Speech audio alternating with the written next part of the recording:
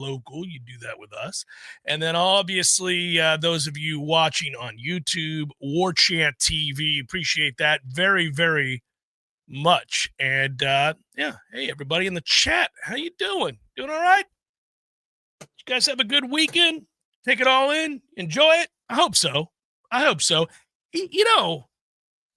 was ready to go early this morning, excited about everything, and this despite, Tom, now you'll know at my tender age that it's awfully tough to deviate from routine, but I had to go get my son last night. He flew back in from Europe, and he got in at 2 a.m. Oh, he's back already? Well, he just got back last night at 2 a.m. Wow. Time flew. It did fly, and it was awesome, and he had a great time, but 2 a.m. can go to hell. Yeah. That's a toughie. Well, the flight was delayed because, of course, it was from Miami to here. Not from Florence, but from Miami to Tallahassee, it was delayed. Great. So that was tough, but I still woke up with a passion and an enthusiasm to be back on the air today because I realized that, and then I double-checked to make sure that I wasn't bleary-eyed and silly, 67 days and 23 hours until the start of college football. That's not a lot. No. That's not a lot. Seriously, fellow football lovers, when you listen to me next week, I'll be talking to you about the 50-something days until we start football. By the way, if it makes you feel any better, we're 37 days away from me being in Charlotte at the Hilton downtown for the ACC kickoff, interviewing players and coaches. In 37 days, I will be doing that. DEFCON 3. Think about that, though. Seriously, 37 days, and we're having football conversations with coaches and players. Out of curiosity, I haven't checked. Did your credentials come through? I didn't look. Oh, I tagged it to one of your email addresses. Did you? So, I'm sure it's in there. Okay. I set everything down for those 2 days I was off, and I did a couple weeks ago. Usually they circle back for radio roast stuff. So I think I was approved. I think I saw, I assume so much, Tom. I just,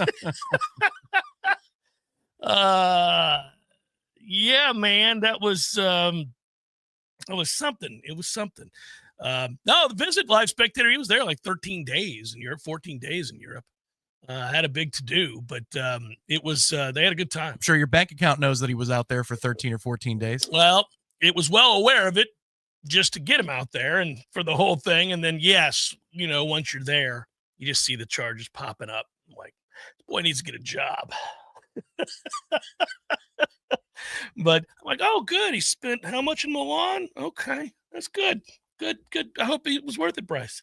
Anyhow, no, good times and, a life-changing trip for him. But, yeah, a night-changing trip for me at 2 a.m. driving out to TLH. I'm like, man, you can tell I'm getting old. I used to see 2 o'clock on the regular. It was nothing to look over and see the clock read 2 a.m. That's the first time I've seen 2 a.m. in years. I'm like, even on nights where I embrace the fun, we're shutting it down by midnight. I mean, it is midnight now. We're not doing, what are we out here doing, everybody? We got to take it on down the road. Like if me and, let's say you're not going to Charlotte this year, but if like me, Ira, and Corey go out one of the nights we're in Charlotte or something, the three of us are going to go, we got interviews tomorrow, guys. What time is it, 10:30? We need to wrap it up. Take it on back to the hotel. It's 10:30. No, you know what? I think we might have been out till that hour years ago in Charlotte at our favorite Irish pub, but that's about the last time It was long. That was 2019. Yeah. That was 6 years ago. I mean, there were some moments over in Ireland because you're in Ireland. Oh, well, the body clock is all everything's screwed up there. Yeah. Can't be blamed for that. That's no cash advances, James B. Well played. There were no cash advances. I knew exactly what was being spent. We were good. And for what? Is he close to getting a job? Is this a discussion in your house? Yeah, he's wanted one for a long time, but now he's in intense workouts because football starts soon enough, and he's going into his senior season, and this is it. So my nephew has landed a girlfriend, which for this generation is just something else that the kids want to commit. Yeah, kids don't have boyfriends and girlfriends anymore. Yeah. They just stare at their phone. So he asked his mother, my sister, hey, can I take her out? And she says, sure. Yeah, absolutely. She knows what he's asking. She's like, I put gas in your car. You can figure out the You rest. can figure out the rest. Yeah, Bryce does the thing, and so does Clark now. God, I'm feeling like a sub. Aren't you? A sub? A sub sandwich. They want a sub from Publix. Oh, okay. I'm feeling like a sub. And I'm like, sure, they're delicious. I don't know if that was a kid term for, I feel like I'm subordinate. No. I feel like a sub is what you and I would mean it to be. Like, I want a sandwich. Yeah. And I often do the, great. I have cravings all the time, kids. I feel like a road trip to Minneapolis to see one of my favorite bands next month. We'll see. Maybe. Goodness gracious. Yeah, that's my dad's comeback in those back when I was that age was, yeah, me too, pal. Me too. Yeah. I feel like a lot of things. Me too. Yeah. Yes. But we're passing. Yeah. Well, yeah. The Stead place. Yeah, I got it. We're driving. I'm going to a great restaurant called The Fridge.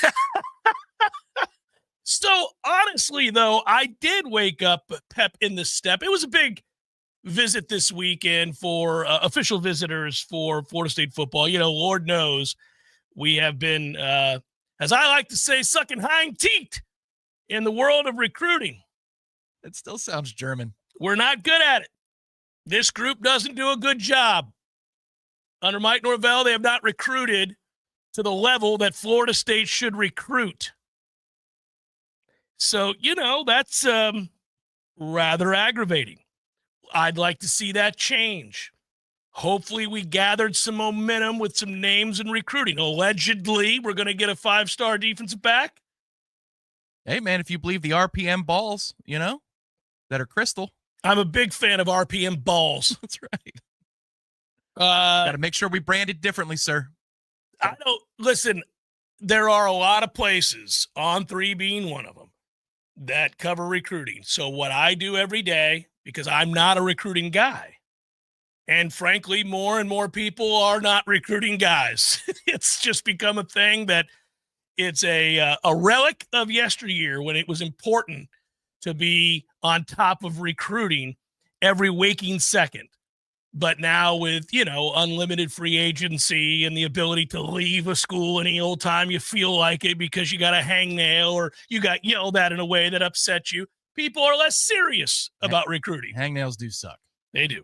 Especially on the pinky toe. And so you're kind of like, well, how much should I emotionally invest in recruiting? What percentage of my emotional energy should go into making sure I'm on top of what's happening in the world of recruiting? And for me, it might be less than a lot of you. For me, it's like, well, I care. It's important we be good at it. I know we're not. It's bothered me for some time. It's a broken record with this conversation, but I'll take a cursory glance at the start of each day, given my job, just to see where we're at. All right, where are we at now? Well, and then when I do that, Tom, because I'm not all in the industry, I'll look at every one of the outlets. I'll just admit that. I look at every one of them. I look at ESPN. I don't even care about their recruiting stuff, but I look at it just to see what they say. Then I'll look at On3. I'll look at what we do here at Warchant. I'll look at Rivals, which now On3 owns and all that. And then I'll look over at 247. I look at random rogue sites that have nothing to do with anything. Just like, let's see what Slap Ass has to say about it over here. Let's go with him. You go to those websites where you're not sure that it's about recruiting, but you hope it is. Yeah. It's a weird name for a site, man. Yeah, you're like, Slap Ass Noel has us ranked 19th. I'll click on it just to see. It's a list after all, and it is list season. It sounds like High School Kids Corner is a legitimate site. I'm not sure, though. I'm not sure I want to type that in. I don't know. I've been told it's a very good recruiting site, but I'm not sure if it's that kind of recruiting. And, of course, the famed ifollowthekitties.com. Which also, again, a little shaky. The one I made up all those years ago, innocently enough, to throw shade at the recruiting industry, which was always shaky. Anyhow, I look at it and, I see anything from 20 whatever to, 17th, I think I saw somewhere in there. I don't know if those rankings mean anything right now, but I would like to see them start to trend into the better half of the recruiting rankings a little bit more It's frequently. like a golf handicap. Yeah. You want to see lower numbers. Yeah. I want to see a 7 and not a 27. Right. We're bogey golfers right now. That's right. That's right. We need to do better. We need to par a few holes. Let's just get on even footing. Huh, JJ Spawn? Just get on even footing. Let's go. So that's where I'm at. That's what I do. But I did see that yesterday, a lot of guys were in town, and, of course, today as well. So we may be, I don't know, we may be getting some news in the next, 24 hours? 48 hours? Maybe somebody will be so enthused by their visit here that they'll say, that's it.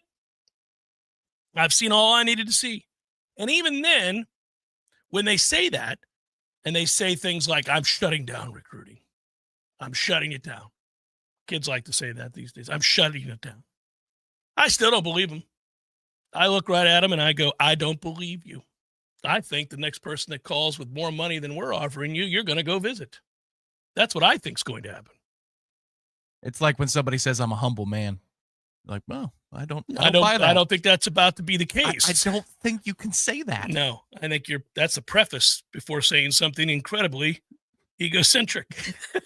Most important thing about me is I'm a humble man.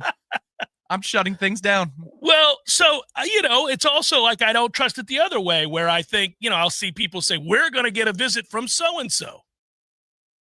Did you see we garnered a visit from this guy and that guy? Like, he'll be here any day now, and he's a 5-star whatever. We'll see. Maybe, perhaps. I don't believe it until he steps foot in Tallahassee, till we have, photo evidence that he's walking about the campus in the company of coaches, seeing the vision, being pitched, if you will. I don't buy it. With today's newspaper. Right. Yeah. It can't be an old video.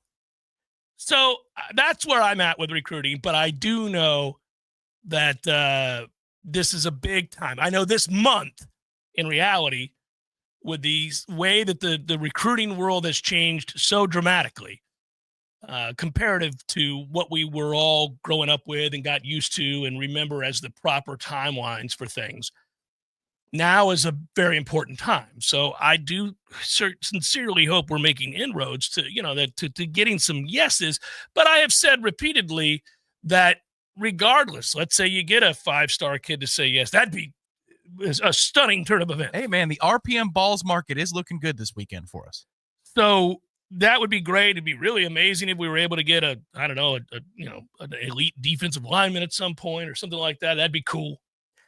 But when I look at it, I think, all right, well, it's still all relative, because if we're not a lot better on the field come August, it's not going to matter. It won't matter how good people feel about the direction or what they bought into when they visited. If you don't win some damn games, it ain't going to matter.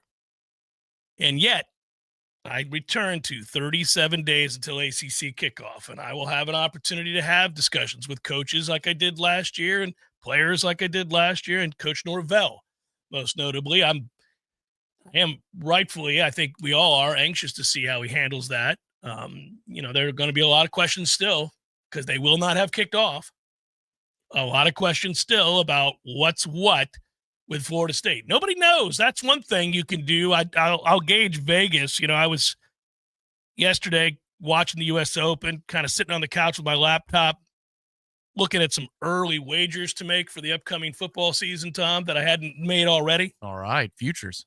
Yeah, and I went over, and, on the Hard Rock, you can go and look at conference futures, national championship futures, and you can, you can look for the good odds, and it would be right to point out, for example, that if you're trying to find really good odds in the ACC, you got to look at schedule. You got to see who has a beneficial schedule, who's returning a ton of starters that are worth a damn, and all that good stuff. And the value would have been in somebody like a Georgia Tech. That would have been the biggest value you could get, because you have a very seasoned quarterback who runs their system well, a very good offensive line. And the schedule works out nice. The only elite opponent that they have on their schedule is at home, and that's Clemson in Atlanta. Now, I would pick in a vacuum Clemson to beat Georgia Tech. I would pick in a vacuum Clemson to beat most anybody in the country going into this season. That's how good I think they are, unfortunately. Almost anybody in the country. But when you look at the totality of their schedule and you look at what they have returning, you go, Georgia Tech's got a shot at these odds. In the same way that you would say that Clemson's got a great shot to win the national title at plus 1,400. Plus 1,400, don't mind if I do. So you sprinkle your pizza money now. You look at future games. You look at what numbers you can find and have some fun with it regarding FSU. Obviously, when it first came out, I bet FSU over 7.5. Now, I did that the day it came out because I wanted to just be optimistic. It's just pizza money. I didn't go crazy. I didn't put $2,000 down on us to win 8 games. Couple $100, let's see what we do. And if they operate at peak efficiency for the first time in a while, beat the teams they're supposed to beat, you should get to 8 wins. What kind of pizza are you ordering? Well, that's for the family, a large family of people. Yeah. It's the night before Thanksgiving. Everybody's in town. No, but you just throw a little something at it to have some fun with it. Sometimes I forget I did it. That's like with my golf bets. Sometimes I forget that I'm like, oh, that's right. I had Ortiz to finish top 20. Okay. I did. I also had JJ Spawn, which was nice. And if any of you were listening last week, you know that I did. And I also had Goddard up to finish in the top 25. I gave you Brooks. I only gave you one. You give 3 or 4. I give you 1. Because it was Trey. Trey gave me the tip. Well, yeah. Trey said new driver, he's driving it well. Like, okay, well, as long as he drives it reasonably well, he's going to finish top 20. Yeah. Yeah. Did you see that stat, by the way? Speaking of like just assuming top 20s when you – so very quietly, this is a crazy stat, guys. I know it's golf. I won't do this until the last hour of the show today. But Xander Schauffele was never really in contention in this tournament. But he finished in 12th place because, of course, he did. Did they show one shot of his all weekend? I don't know. He was pretty much out of it, right? But get this. Xander Schauffele is just the 3rd player since World War II to finish in the top 15 in the U.S. Open 9 years in a row. That dude ain't having it. He will finish in the top. I mean, that's insane. So that's another thing where you go into the weekend wanting to throw a little pizza around, and you say to yourself, Xander Schauffele is going to be in the top 20 because that's what the hell he does. I told you John Rahm would play well this week. I told you Victor Hovland would play well this week, and we had some of that. Kind of weird the way it ended up. You could feel it on the back 9. I didn't, I've been locked out of my Hard Rock account. Why? Because they don't believe I'm me. So I've got to send them all kinds of paperwork. It's ridiculous. Like they need to see. They don't believe you're you? No, well, they're like, well, you were inactive for. I said, yeah, because I bet futures, and then I watched the season. It's not college football season, so I'm not there very often. Oh, you've been inactive for too long. I thought it was because you were in New York and then back, and they kind of that was part of it too, the billing address and all that kind of stuff. But yeah, so I haven't taken the time because it's going to take about a half an hour, really a good half an hour worth of work to get back logged in. I don't want to spend that time. But you could feel it on the back 9 yesterday that Spawn and Hatton felt like the 2 live wagers to make. And both of them you could have gotten for about 6-1 or 7-1 at the time. And I thought, damn it, I should have done the half an hour worth of work. Because I would. You could get. Come on, I think. No, I need photos of photos. Yes. What are we talking about? They're asking for a photo, and this is not a scam. This is legitimately what I vetted this. I had to vet it because they asked for a photo of my social security card. Whoa. I don't know. Well, no, it's really on. No, it's because the app has me locked out and it says, here's how you do it. Here's how you fix it. Are you able to get anybody on the horn? I'll call them. Yeah. They're going to ask. No, they sent you an encrypted link and all kinds of crap. It's annoying. And my driver's license. I'm like, anything else? Anything else? That's you want me to send you a FaceTime video of me doing a dance? Very strange. You know, since we've been away, we added to the coaching staff with an analyst that's the former SEC head coach that was at Mississippi State after Mike Leach died. And we also, a couple different things. I don't know if you saw, but Michael Alford commented on how close we are to the stadium being done, football-only facility being done. these were all little touches of, I don't know, interest just to, okay, that is still something that needs to happen. I know they're still searching for certain numbers to be completed as far as sales of seats go. Right. There are a couple splotches on the map of seating that need to be filled out. But they're supposed to get their capacity certificate at the end of July, I think is what the article said. It was last Friday I read it. Yeah. But that's a really good sign. So then they put the finishing touches on the interior of the building after that. But it sounds like they're going to land this plane right when they said they were. September 5th for the football-only facility, which means that for Miami weekend, which is a really important one from a recruiting standpoint, it will be a fully formed and functional football-only facility. Boy, that's a lot of alliteration, that you can take the kids around and show them all of the gadgets and gizmos that they'll be having. That's very good. It feels like an important week. Yeah. It feels like just the way this season is setting up, that is going to be a very important game, an important week. He also said he has some concerns and doubts. Oh, what do you mean? Really? About the enforcement of third-party deals. Yeah. Well, we might have been slightly skeptical when he was touting it to begin with. It's Jeff Cameron Show, 93.3 Real Talk Radio, Warchant TV. Hey, no fans, our partner ISF Inc. is a national management and IT consulting firm located right here in Tallahassee, Florida, solving the future for state governments through strategy, process, and technology. As a trusted advisor for state governments, ISF knows the importance of defining a clear and detailed strategy. Our friends at ISF can help your organization create a strategy that sets you on a path to success. ISF, your vision plus our expertise brings your brilliant ideas to life. Visit ISF.com to learn more. ISF, solving the future. I got some pretty spooky news from my Paul's termite and pest control technician the other day. It turns out that I'm sharing my home with Formosan termites. Those little monsters do damage about 4 times faster than the regular termites. Fortunately, Paul's discovered them on a routine general pest service, and they've already turned the Formosans back using an amazing treatment called Centricon. Paul's was the first to introduce the Centricon termite colony elimination system to North Florida and is the leader in this non-invasive treatment. Instead of dumping gallons and gallons of harsh chemicals into our soil, Centricon uses environmentally sensitive treatments loaded in bait stations. These stations are placed around the home.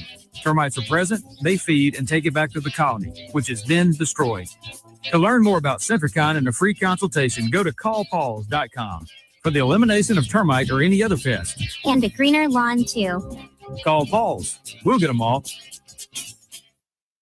Here's the cold, hard truth. Your body needs more than you're giving it to stay healthy. And now it's easier than ever with Vigor, the all-new cold plunge tub from Hot Spring Spas. Available only at Pinch A Penny Pools and Spas in Tallahassee. Cold plunges reduce muscle soreness, boost mood, improve sleep, and so much more. It's not just a trend, it's science-backed wellness. And now you can have it in your own home. Ready to feel alive again? Pinch A Penny has the exclusive home use solution. Visit us on Capitol Circle Northeast and take the plunge. Hey, this is for my homeowner friends out there. You know who you are. When you get your grass cut, you're going to inspect the work, make sure it's good. Get your house painted, check around every corner and edge, make sure that's done right. Get a new roof, get eyes on those shimmering new shingles. Get your septic tank cleaned. Bet you're not popping your head down in there to take a look around. You got to trust it's done right. I'll make it easy. Go see my friend Greg Miller, Miller Septic. They're my guys. I trust them, and you can too. MillerSeptic.com. That's it. That's the commercial. That's the whole thing. Check them out. It's MillerSeptic.com. The doctor's office that accidentally mixed up your files has your social security number. The power company that mistakenly cut your service has your payment info. And the hotel that lost your reservation has your passport number.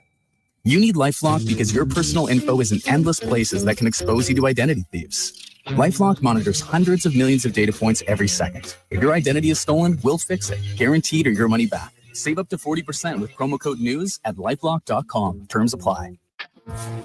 This is the story of the one. As a lineman, he does whatever it takes to keep the power on in his community. And he wants a partner like Grainger who does the same. Grainger offers the professional-grade products he needs, from voltage detectors to harnesses to hard hats, plus fast, dependable delivery, so he can rise to every challenge. Call 1-800-GRAINGER, click Grainger.com, or just stop by. Grainger, for the ones who get it done. Science science-backed, technology-tracked, and coach-led. Hey, Jeff Cameron here. You've heard me rave about the benefits of Orange Theory Fitness and the proven track record of science-backed interval training. Well, now Orange Theory Fitness has done it again, adding more ways for you to improve your health and look your best. In addition to the always great standard workouts, OTF has added Tread 50 and Strength 50 for those in the mood to just lift for an afternoon or attack those cardio goals for the day. Take the guesswork out of exercise. Make sure you're getting the most out of each and every workout. Orange Theory Fitness, location Midtown Tallahassee and Village Square Boulevard.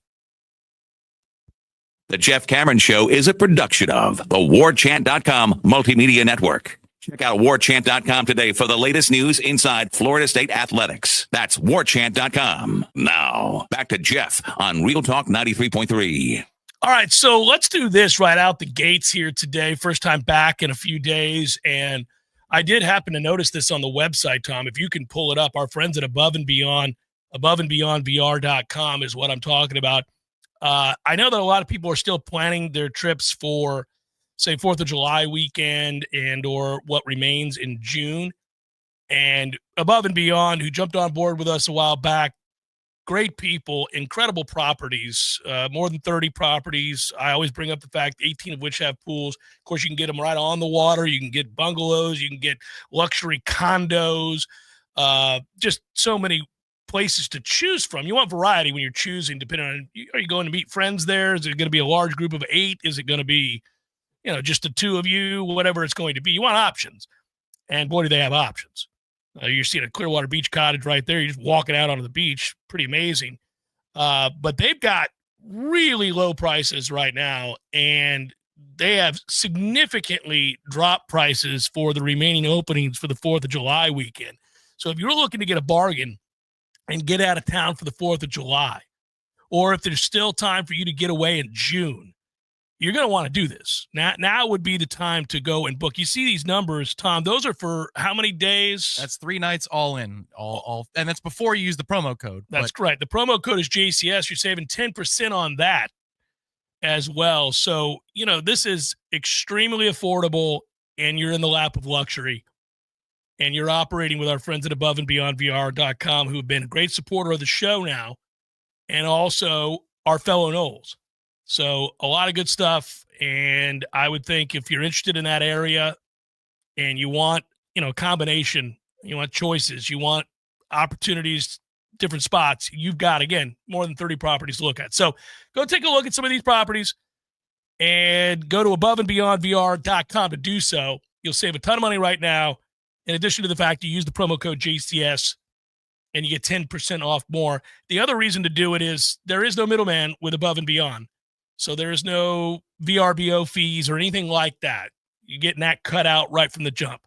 So saving a lot of money, staying in nice places, working with fellow Knowles. No reason not to do it. Use the promo code JCS.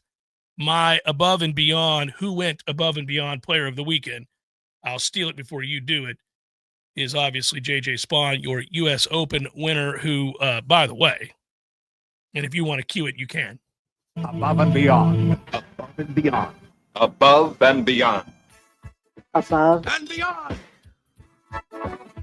I want to point out 2 things. Obviously, you guys have heard the stat that he's the first player to card a 40 or higher on the front 9 in the final round of the U.S. Open and still win since Francis Ouimet in 1913. That is pretty amazing. And then the other thing I would point out is this time last year, JJ Spawn was the 164th ranked data golf player in the world. I subscribe to data golf. I look at that more than I do the world rankings as they're constituted on the PGA Tour. They're a better reflection of how you're playing and where you're at, where your game's at. He's now 25th.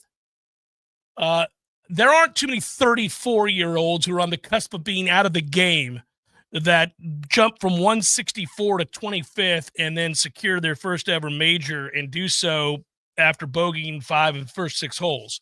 It's something to behold. Yesterday was a really, really cool presentation by NBC because when there was the hour and 40-minute delay, they put on Tiger Woods in 2008, him finishing the 3rd round with the broken leg and then playing the final round down the stretch with the torn ACL and the broken leg and winning. And you're just hearing all of these roars from the crowd out west at Torrey. And I'm thinking to myself, you don't really hear roars like that too much anymore. But JJ was able to evoke a few of those, specifically on 18. That's an unbelievable moment. It's the everyman U.S. Open moment that at the same time feels epic when it happens. Sometimes it's a little kitschy when a guy wins and an underdog takes the throne. It feels just a little strange. But in this case, it was a master class in somebody who didn't give up and believed in himself. He was 5 over through his first 6 holes. Yeah. And between that and what we got at the Masters with Rory winning and really choking it away on 13 and making humongous mistakes and still fighting through and persevering. 2 of the 3 majors we've gotten this year have been compelling on a human level. Yeah. In the way that I don't remember it in sequence like this. Not in my lifetime. You might get one here or there, but to have 2 times in the span of 2 months, moments like this, unbelievable. Usually a winner like JJ Spawn doesn't do numbers. I will bet you that U.S. Open did wonderful numbers because the 3 hours leading up to it was chaos on the course. Yeah, high drama, great theater. The delay was on in prime time eventually. Yeah, I mean, I think they did really good numbers. I'm sure they did, relative to golf, of course. But yeah, that's my guy. Who's your alternative? So it's Buster Posey. Buster Posey is swinging for the fences, literally, with Rafael Devers coming from the Red Sox. James Tibbs leaves the Giants organization. They hardly knew him, and he's going into the Red Sox organization, so good luck to Mr. Tibbs. But Buster bringing in a live bat, one of the best bats in the game. San Francisco's not having it. He had said when he first took the job, we're not trying to spend a bunch of money here. Well, they're going for it immediately in his first go-around as the team president. I think if you're the Red Sox or you're a Red Sox fan, you got to seriously question the direction that Boston management has gone in since basically post-2018. You know, they let Mookie Betts go. They traded him away. That he's one of the 3 best players in baseball. That's a cataclysmically poor move, something reserved for teams like the Pittsburgh Pirates, right? Who just know there's no chance they're going to pay the salary. But Boston always did. At one time, Boston had the highest payroll in baseball. And then, you know, I know Xander Bogaerts hasn't played great in San Diego, but that was odd to watch him walking out. Rafael Devers, who's second in RBIs only to Aaron Judge and has been a monster since starting the season so poorly. You get a sense that this is a salary dump, and they use the excuse that he was a malcontent. And when you read the stories about what happened in the offseason and how that there were assurances made that he'd get to still play third and wanted to play third and had no interest in moving, and they said, okay, you'll play third, and then they make the deal. And then they tell him, well, listen, we're gonna ask you to play first base. Now, you could do a better job if you're Devers than going public and ripping them for that. You can have this conversation in private. I would suggest that to most people who are working for an employer who does something while paying you exceptionally well that you don't like. There's a balance there. You can have a conversation. You still got your $300 million. Let's have a talk. And instead, that ended up going very public and very ugly. I know 2 weeks ago, they told him to stop speaking out against the club publicly, that this could be worked out behind closed doors, and he stopped talking to the press at that point for fear that anything he would say would be negative. I just think that eventually they realized, okay, well, we can get the $300 million off the books. We don't have to, we've got a taker now. And if you're San Francisco, the truth is you have an overabundance of pitching and you don't have any bats. So you just went out and got one of the best in baseball. But you've committed to him through 2023. So this is, I mean, like every big deal, the Mets just signed one themselves. You're paying for the front half of the deal, the production in the front half. What is wild is I saw this stat today, and apparently it's true because it's MLB Network putting it out there. The Giants have not had a 30 home run season, not one, since Barry Bonds in 2004. Yeah. It's been 21 years since they've had one person hit over 30 home runs in a season. That's insane. 2 things. It's a pitcher's ballpark, a huge pitcher's ballpark. It is. I mean, a big-time pitcher's ballpark. And, you know, unless you're preternaturally gifted and on steroids, it's not easy to hit 30 home runs there. So yeah, you need to be a lefty. Yeah, that you need to be a lefty for starters. But look, the way that I view that Devers deal is, I mean, the man had received MVP votes each of the last 2 seasons. He had just turned 25 when the deal was done. Devers is going to hit for 6 of the 10 years or 9 years. Maybe more. I get it. You're swinging for the downs. You gave up prospects, most of which are nondescript. We know Tibbs because he's ours. Oh, totally. Yeah. Well, and Hicks is going to be a bullpen arm. Right. The guy that they're after is the kid who was supposed to start last night for them, the lefty. Mm-hmm. You know, that's the thing that is the surest bet of what the Red Sox get in return. You know, you could really, if you're ranking the things they get in return, I think probably number 2 on the list is the salary. Like you're talking about, the relief of the salary coming completely off of their books. But you just don't see that this early in the season for a team that is not out of it by any stretch. Boston's not out of it, so it's weird. They sweep the Yankees. He hits a home run in the final game that he's there. They brought in Bregman in the offseason. They were trying to win games. This is silly. Well, the thing was they moved him off of third to DH, and then the first baseman got hurt. And then they want him to play first. And he's like, hell with you. Yeah. You already told me I'm a DH. Now you want me to play the field for you? Get out of here. And it takes 2 to tango in that situation. But the ownership flew out to see him. Yes, on the road in Kansas City. At Kansas City, yeah. Well, when that happened, Tom, and I read my baseball updates every morning. The owner got on a plane. Well, that's when, if you read between the lines of that, when they flew to Kansas City to see him, I was like, well, he's done with him. He's at this point, he's pissed. He's done. Like, stop bad mouthing us publicly. We're done here. You're an employee. We pay you $300 million. Shut up. That's what that conversation was. 100%. And because it's very rare that an owner flies on the road to go talk to somebody. Well, and as a fan of a team that's pretty good in the National League, I'm going, really? Is everybody just going for it? The Giants weren't supposed to be a contender this year. They would have been an ancillary wild card combatant, good pitching staff, a bunch of 3-2 games. And then the entire West out of nowhere gets good, except for Colorado, of course. But Arizona's dangerous, and the Padres were going to be good, and we know what the Dodgers are. So, okay. Yeah. Well, what a time to just go for it, Buster. So be it. Good choice by you. Yeah, you knew I was going to grab Spawn, but you came out swinging. I'm proud of you for that. I was ready. AboveandBeyondVR.com. That's AboveandBeyondVR.com. Use promo code JCS. Get 10% off the savings they're already providing you here. So you've got the rest of June and then obviously that July 4th weekend. Make it happen. You're going to be on the water for under $250 a night. Forget July about 4th weekend? Oh, you can't forget about it. Good time. Chef Cameron Show 93.3 Real Talk Radio, Warchant TV.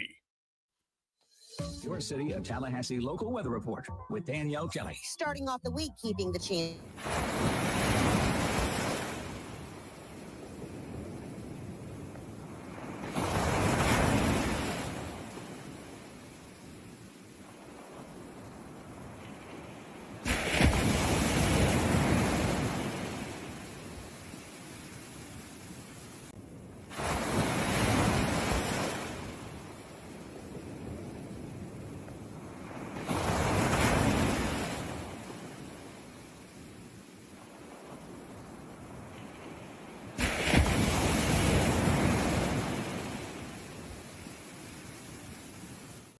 Any local competitor's pricing. We're a family-owned business ready to offer you the very best sales and installation service in the area. And don't forget about our veterans and first responders discounts. Call Metal Roofing Sales today at 850-536-9123 or online at metalroofing.net. Hi, Chris Kraft from Kraft Nissan. We want to help put your family in a new car before your summer vacation. If you haven't already heard, listen to this. We reduced the price of the 2025 model Rogue and Pathfinder SUVs by close to $2,000 per model. Let me say that again. Our 2025 Nissan Rogue and Pathfinders are flying off the lot because they are truly priced below last year's MSRP. Rogue now starts under $29,000 and Pathfinder under $37,000. There's more. Buy either one of them and get 0% interest for 60 months. Don't worry about tariffs. Nissan makes most of our vehicles right here in the USA, and that's why our cars cost less than last year. Thinking electric? Try Nissan Aria, our top-selling all-electric SUV, or test drive Nissan Leaf, the lowest-priced EV in America, because this month they both have 0%, not for 60 months, but for up to 72 months. So why not vacation in a brand-new car with 0% financing and prices lower than last year? Don't think about it, do it. Put your family in a brand-new car because this is the perfect time, and Kraft Nissan is the perfect place to buy your next car. There is no Bigfoot, Eddie. Would you stop with that nonsense? There's a Bigfoot, Jeff. I wish there were. By the way, I don't want you to point to me as the guy that takes all the fun out of the room. I wish there was the Loch Ness Monster. I wish there was the Bigfoot. I wish there was the Chupacabra. All the things. They're all mythical except for the Bigfoot. The Sasquatch. The Bigfoot? The Bigfoot. There's big feet. There's lots of them. So like different breeds like Well, different yeah, kinds. there's like families. There's Yeah. different families, and So there's if they're in the snow, you call them a Sasquatch or the Yeti, right? Yeah, and then the Yeti, and then here in Florida, that's a skunk ape. And I've never heard that one. By the way, why do you think it's real? We would have found them by now. They're the hide and seek champions of the world. Nobody finds the Bigfoot. I think you believe in Bigfoot. I do believe in Bigfoot. You don't believe. I believe in Bigfoot. Don't tell anybody you believe in Bigfoot. I would go look for Bigfoot, but he scares me. Gordo's bringing the flavor and flair of Cuban food to Tallahassee since 1996.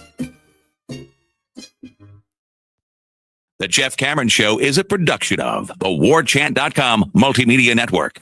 Check out Warchant.com today for the latest news inside Florida State athletics. That's Warchant.com. Now, back to Jeff on Real Talk 93.3. Somebody asked in the chat as far as looking at the last major of the year, the Open in July. That is 32 days.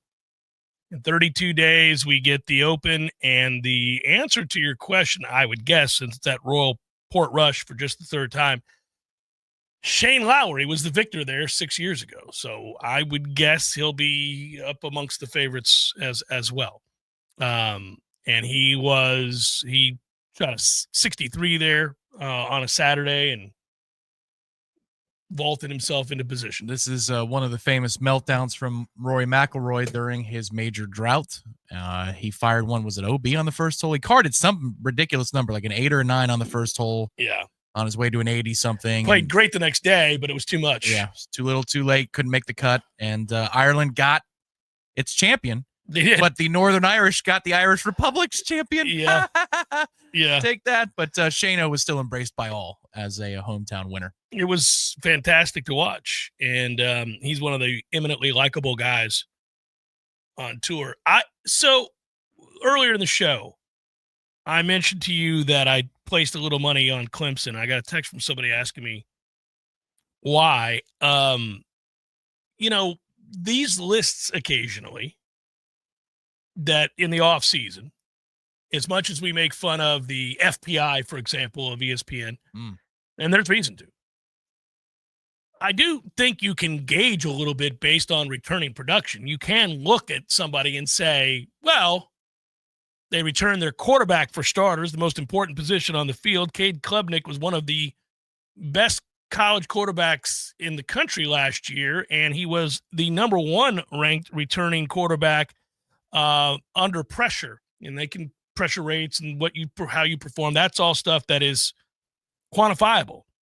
And unfortunately, he had, for many of us, we were checked out last year. There was no reason to pay attention to what Clemson was doing because we weren't involved. We weren't out of it. But unfortunately, the eureka moment, the proverbial light bulb went off for him. And we were that close to seeing that kid fail. And it's not so much that I root for him to personally fail. I don't know him. It's just that I root for Clemson to fail. And so I was loving that it was not coming to fruition for them. And there had been an angst-ridden relationship between he and Wuhan Dabo. And yet, somehow the marriage worked out and the kid got it together and played great. So it starts there. The NFL draft sites that I look at is always a good gauge for any of us to take a look at in terms of how much talent the league thinks you have. They'll get some things wrong, Tom. They'll project a player to go first round and he'll play terrible and end up undraftable. Well, they were looking at Florida State as the number 1 defensive interior college in the game last year before the season started. Yeah. And you would have understood to some degree why, given that Farmer was there and Jackson was there. And you would have thought those two compared favorably to almost anybody in the country, frankly, in terms of size and athleticism. But, of course, we ended up in a lost season. So it didn't work out. Right. These things happen. But so, too, does improvement.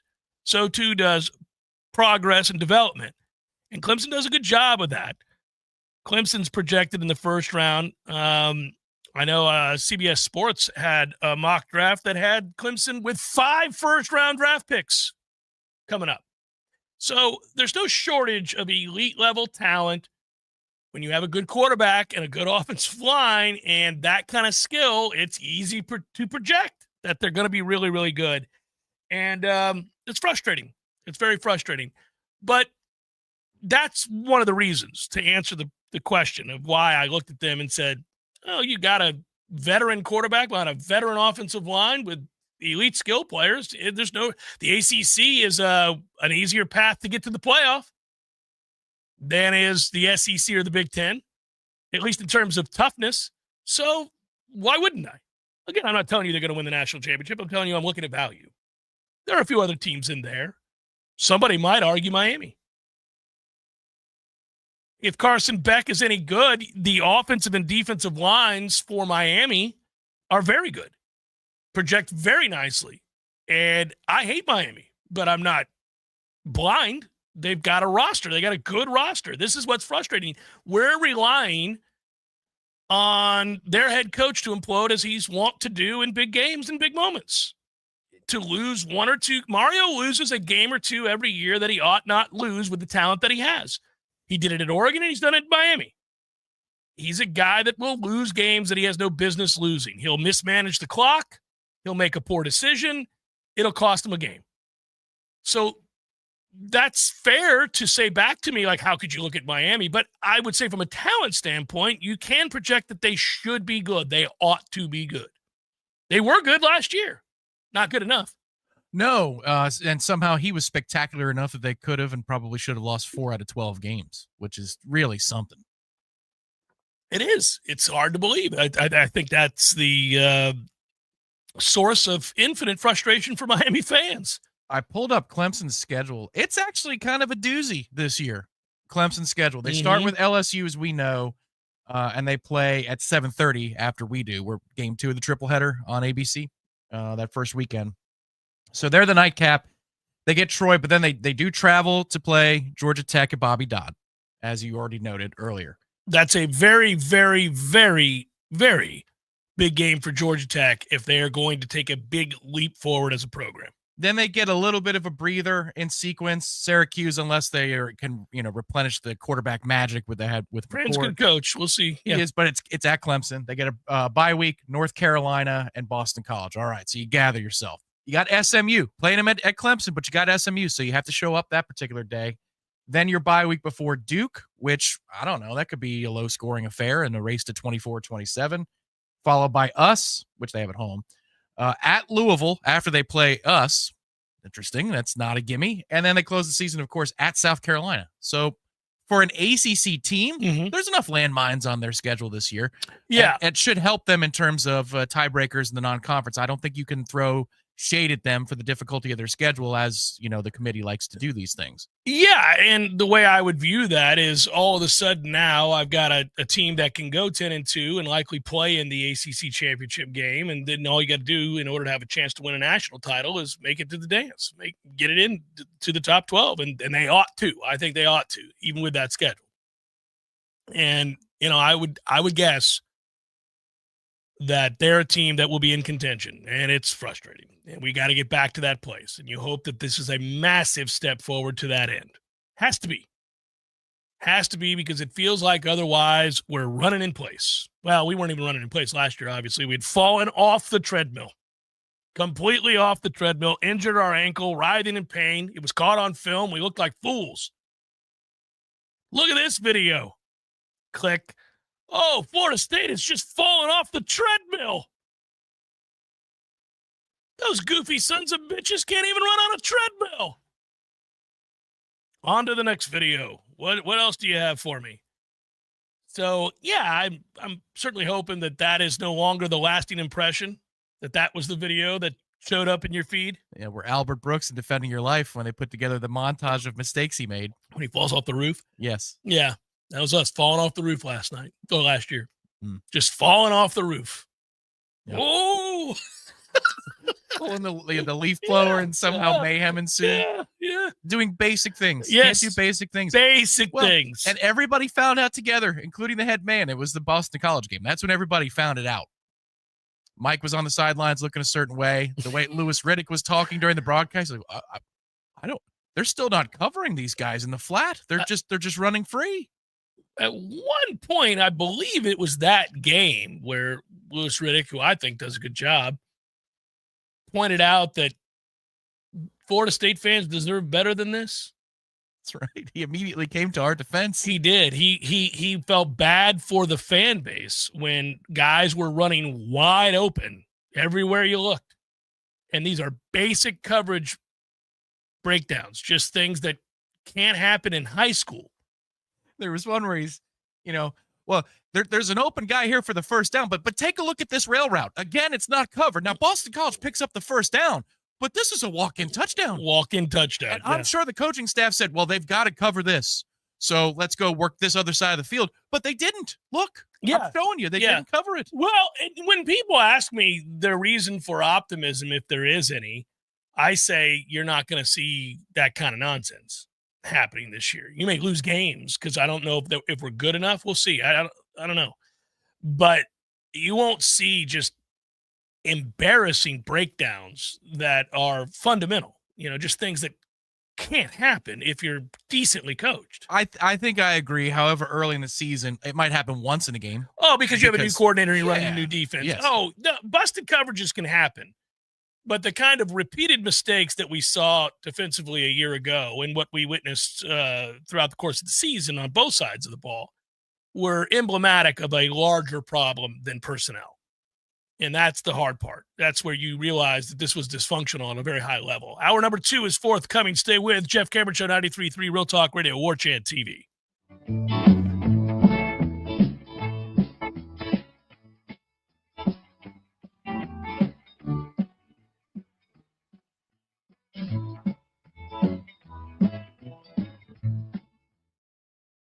Widden Glass has been taking care of business since 1945.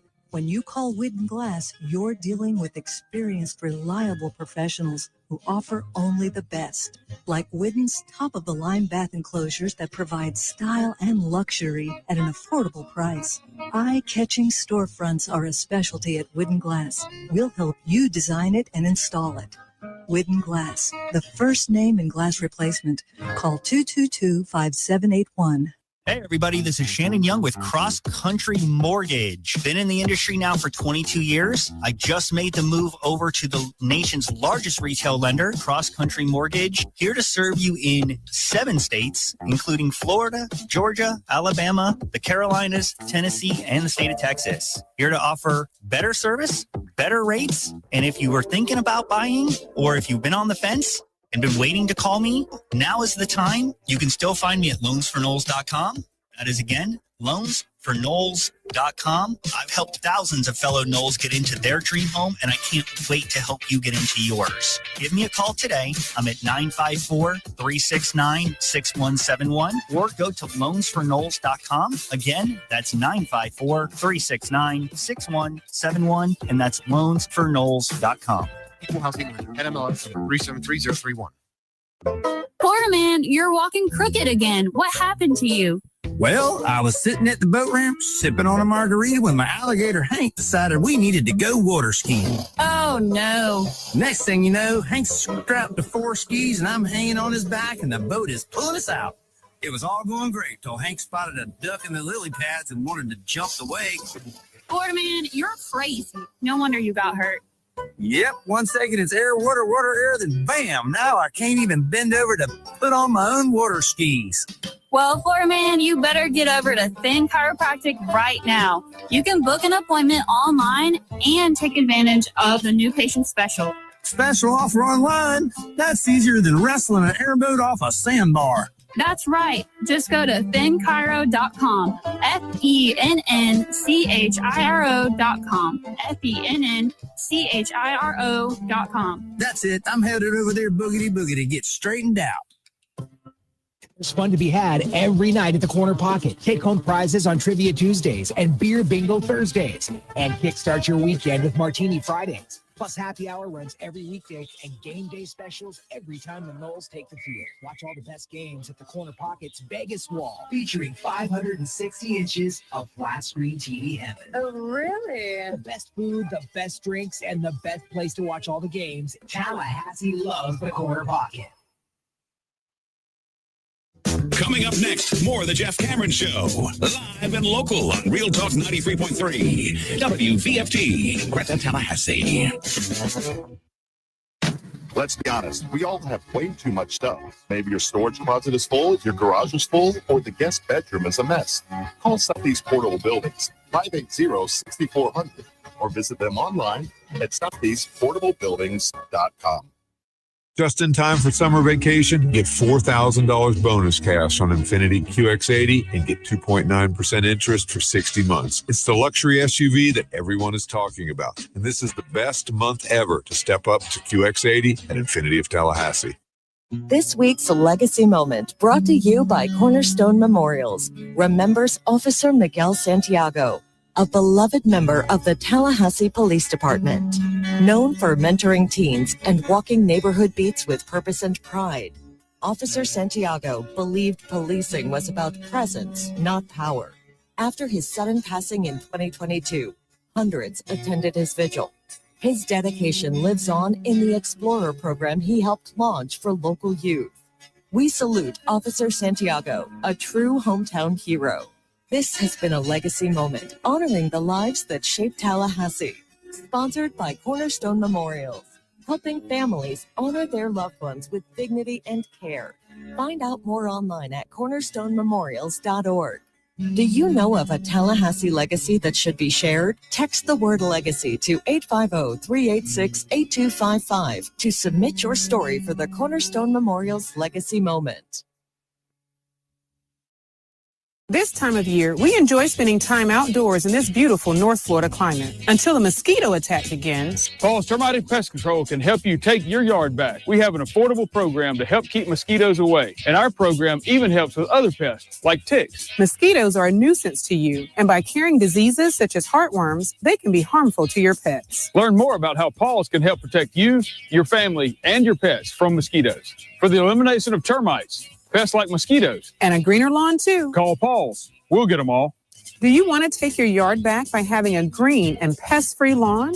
At Paul's, we understand the unique needs of your North Florida lawn, which is why we developed a program to address those concerns.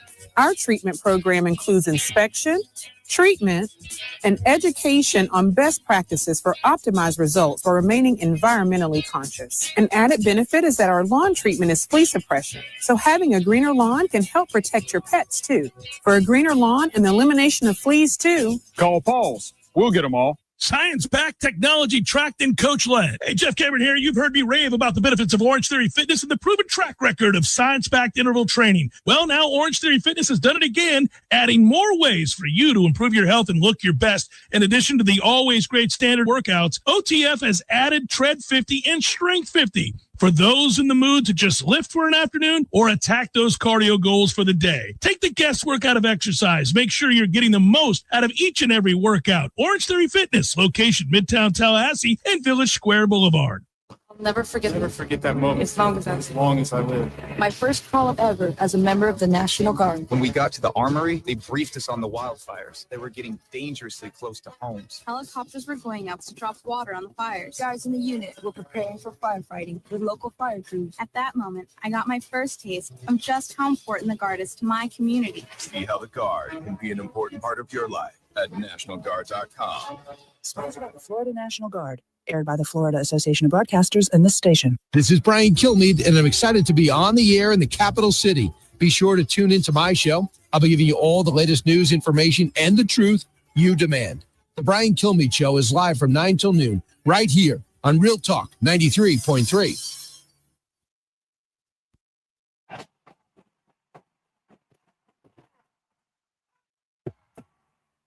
Live from Florida's capital city, this is the Jeff Cameron Show, brought to you by Orange Theory Fitness on Real Talk 93.3. Now, stop what you're doing and listen closely. It's time for the Jeff Cameron Show in 5, 4, 3, 2, 1.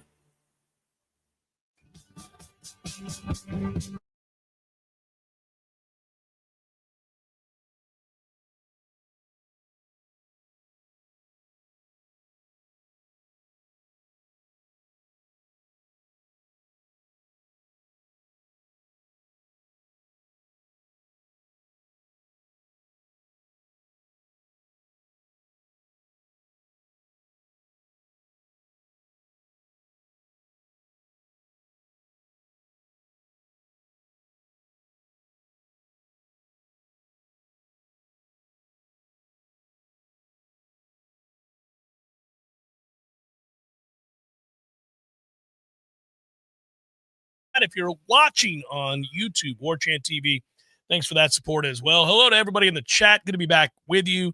Again, I began the day by talking about not that far away, not too terribly far away. I think it's easier. We did the days thing. I think it's easier to go with the 37 days until ACC kickoff than it is the 67 days, 23 hours until college football kicks off. But both don't sound daunting. Whatever that first, marker is where it sounds less daunting is where I get excited. And I think we achieved that over the weekend. Yeah, the problem with the weeks, it's too painful. If you went, because you're going to go over 9 weeks. Yeah, 9.5 weeks. Yeah, no, not cool. Not cool. I remember how controversial that movie was way back when. Kim Basinger. Oh yeah, and a very young Mickey Rourke, I believe. Yeah, I don't. It's know a that sex film. Oh, is it? No, I mean it's just sultry. That was it was a big to do. The selling point. Yeah. Basically, Kim. Here's Kim Basinger. Yeah. Pay money. Yeah. That's okay. That's what it was. Yeah. Fair enough. I'm old. That's just an old reference. Somebody's going 9.5. What? I mean, one of the first movies I can remember seeing is The Batman from 1989, and she's gorgeous, stunning. Yeah. L.A. Confidential too, right? Yes, very stunning in that, and you could see where that love triangle could cause a problem and how it could happen. Yes. Yeah. Big time. Yes. Big time. Yeah. I remember all of it. So 9.5 weeks is too much, but the 67 days sounds fine. That's much better than the 9.5. Anything to get out from under headlines that talk about private equity soon coming to college football, which is what happened. You saw that while I was away, that Boise State's talking openly, their AD, about that's what they're going to do in order to compete. You had some big-time programs in the Big Ten willing to accept it as well, and which they don't need it, but sure. Yeah, I know. You're ready for football headlines to not be about money. You're ready for football headlines to not be about the business of college football, but rather the games. I understand they're linked, and I get that, you can't ignore these things. I just don't like my college football headlines to always be about that thing. Money, who's spending the most of it? How quickly can you get it? Who's without it? What are they going to do to make up the difference? That's every college football story that is not recruiting related currently. It is who's got all the money, who's trying to get the money, who needs to get out from where they are to get some of that money. The rev share is a big part of the conversation. I get it with the House settlement, but you just moved on to more business conversations. It became about enforcement. It came about what were these NIL deals going to look like. If you watched the U.S. Open over the weekend, you saw a lot of commercials for Deloitte over and over and over again. A lot of us had never even heard of them before all of this. And then you're going, oh, what do they do? Okay. And they're going to be in charge of what? And how are they going to police this? And what lawsuits are on the horizon? Just want some football. You just want to be in from the room that's super loud and shouting. Everybody's shouting at each other. It's kind of like the floor of the stock exchange. And if you could leave the floor of the stock exchange, think Trading Places back in the day, and you could move into one of those boardrooms, close the door, and it all gets muffled. That's where Florida State needs to find its way into one of those rooms. Close the door behind it, and that would be getting into the Power 2. Because right now, it's just there's so much chaos, and it would be lovely to have our future secured, independent of private equity if possible, but who knows if that's going to be even possible. If Big Ten teams are interested, they don't need the money. They already have the advantage. Why would they do this? So it's going to be in vogue if the Power 2 leads the way and they decide that private equity money is not too bad a deal for them. Yeah, they are. I thought private equity would be for the Boise States of the world.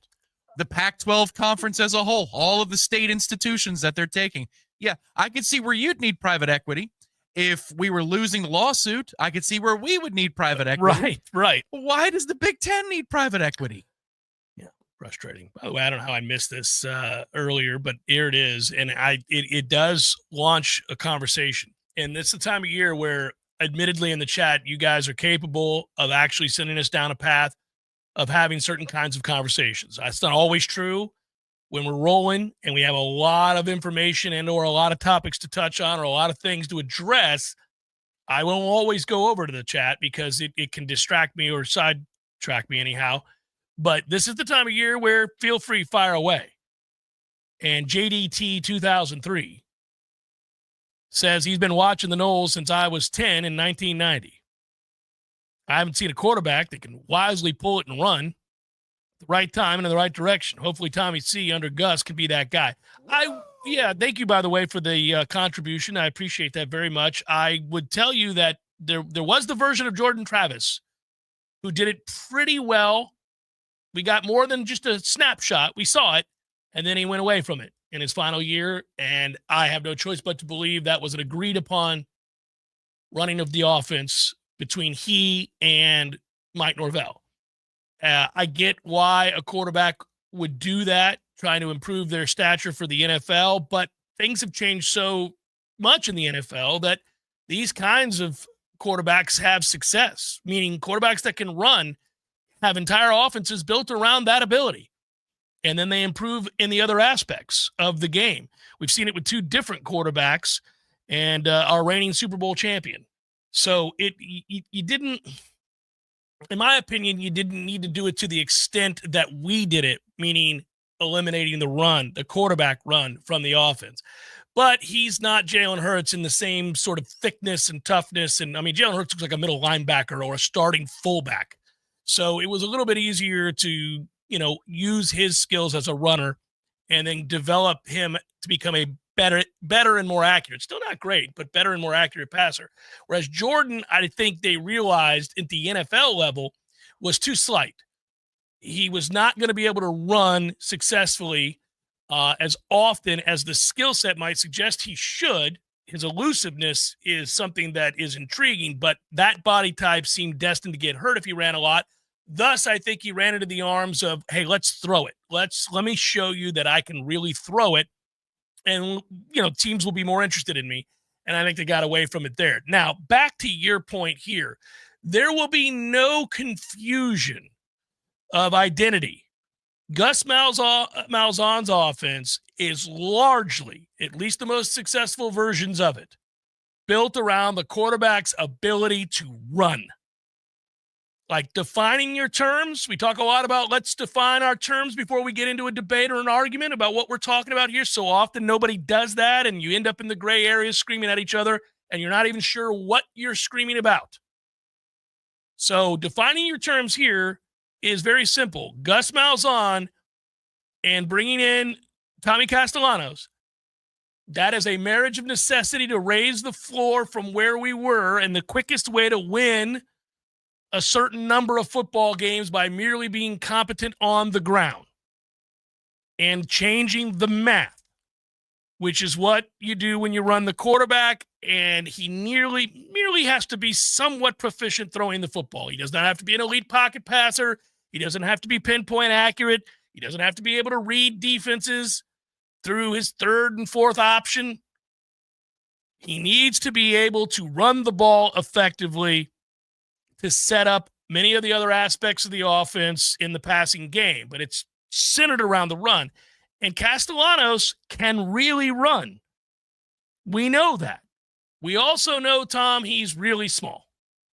So if you are judging how to expect or what to expect coming into this season, I would tell you that they got to go all in. He's not your future quarterback. So he's a guy that I look at as a 1-year rental, and I don't care about his health at all. I wouldn't call plays worried about whether or not he's going to get hurt. I don't care. If he does, we move on. You brought him in to run. That's what you did. That's all you did. Now, I'm not telling you run him recklessly and you're up 30 against East Texas, whatever. I am saying in the biggest games, like Alabama, you better run his ass. That's what he's here to do. I think in this instance, though, take solace in the fact that he came here for that reason as well. There are times when a quarterback has one set of goals and the head coach or an offensive coordinator has a different set of goals. See him at Boston College last year. I mean, see Jordan Travis in 23. Now, I don't know that their goals were not aligned, but the skill set versus what we were asking Jordan to do wasn't in perfect alignment. If Jordan ran a little bit more, earlier in the season, maybe some of those games that were a little dicey would have been a little less dicey if we made it a basic part of the offense. But, Tommy came here after Gus was named the OC. Tommy's already been with Gus at UCF. Tommy just had Bill O'Brien trying to make him into a pocket passer. So everybody understands here. You don't have to worry about, well, is he going to sit back there and try and throw the ball to show off for NFL scouts?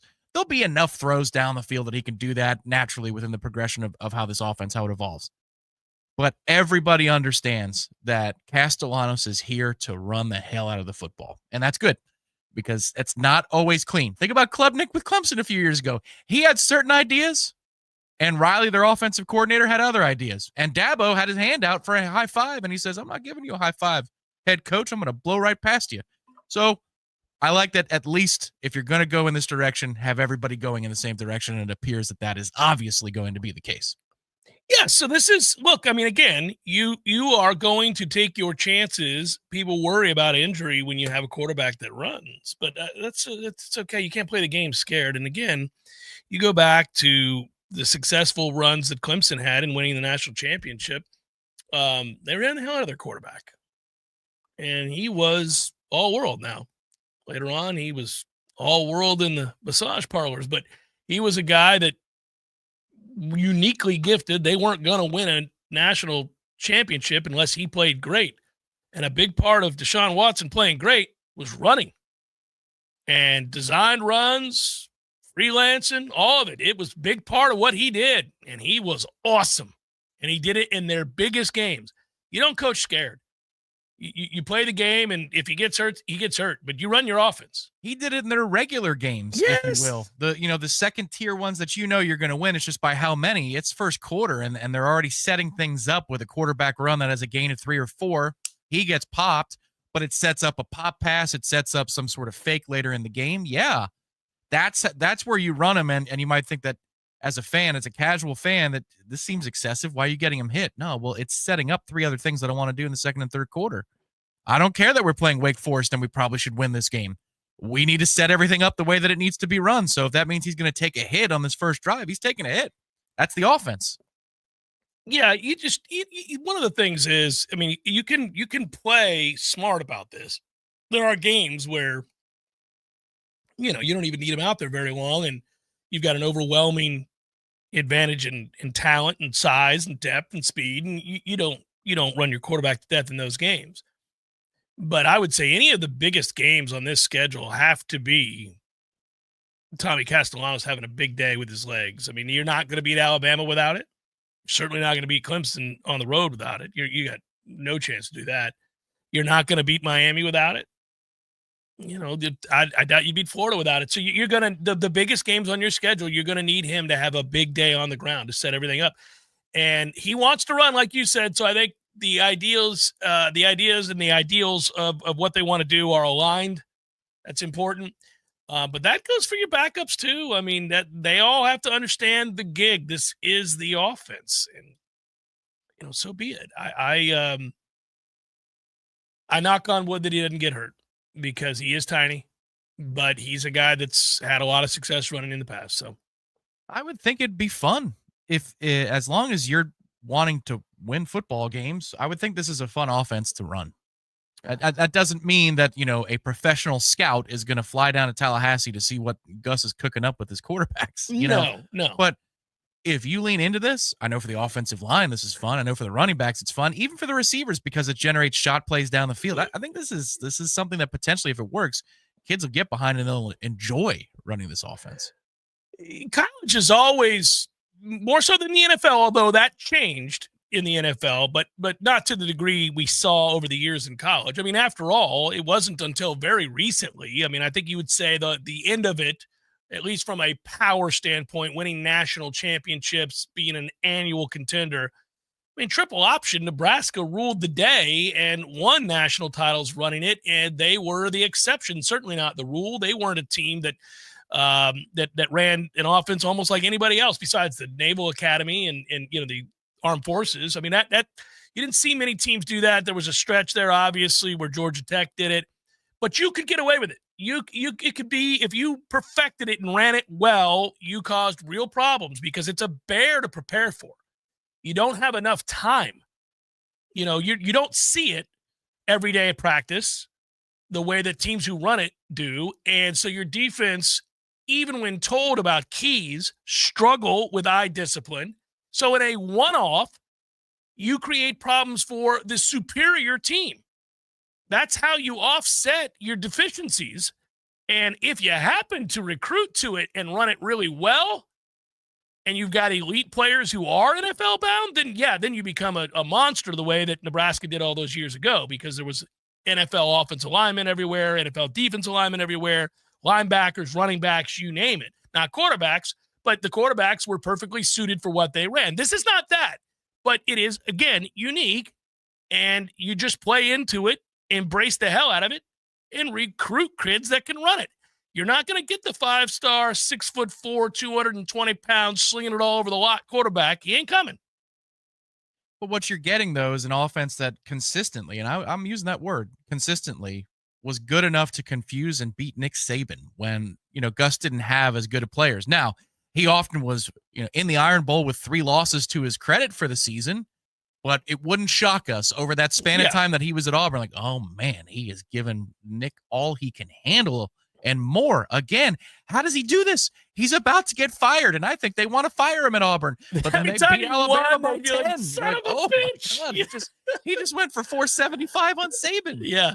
And we should be very attuned to seeing linebackers and or safeties that are confused when they are keyed on. As Florida State fans, we should know what that looks like. Lord knows we have.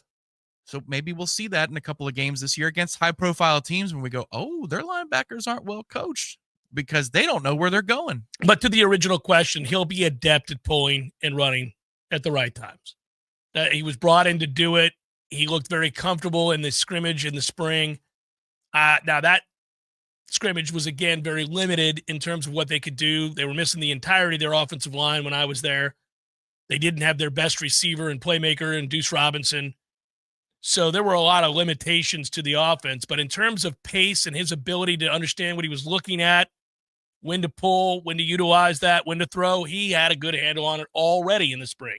We'll see how quickly they can get everybody else up to snuff once fall camp starts, which is, again, not all that far away. Ooh. That's all it takes. It's just a taste. It's just a little something to get you to drool. That's all it is. You just need a start date, a moment, an indicator, a marker, a box to check. That's why I mentioned 37 days till the ACC kickoff. Shannon Young, my man, interest rates have fallen. He's got opportunities to get that loan for you. Loansforknowles.com. Get your dream house. Go see Shannon. He's done a great job. He's with Cross Country Mortgage now. Loansforknowles.com. He's Texas, the Carolinas, Bama, Tennessee, Georgia, and, of course, the state of Florida. Better rates, better options, stronger support.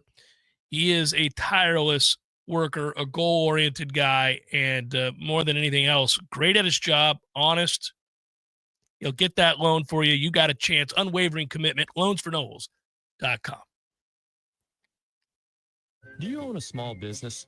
Let me guess. You started your business so you could get bogged down with payroll and bookkeeping, office tasks, and other paperwork, right? Probably not. I'm Craig Collins with Collins Income Tax Solutions. Allow me to help you get out from behind your desk and get back to doing what you love. For any of your payroll, bookkeeping, or other business services, give me a call today and allow me to take it off your plate. You can find my contact information online at collinsincometaxsolutionsllc.com.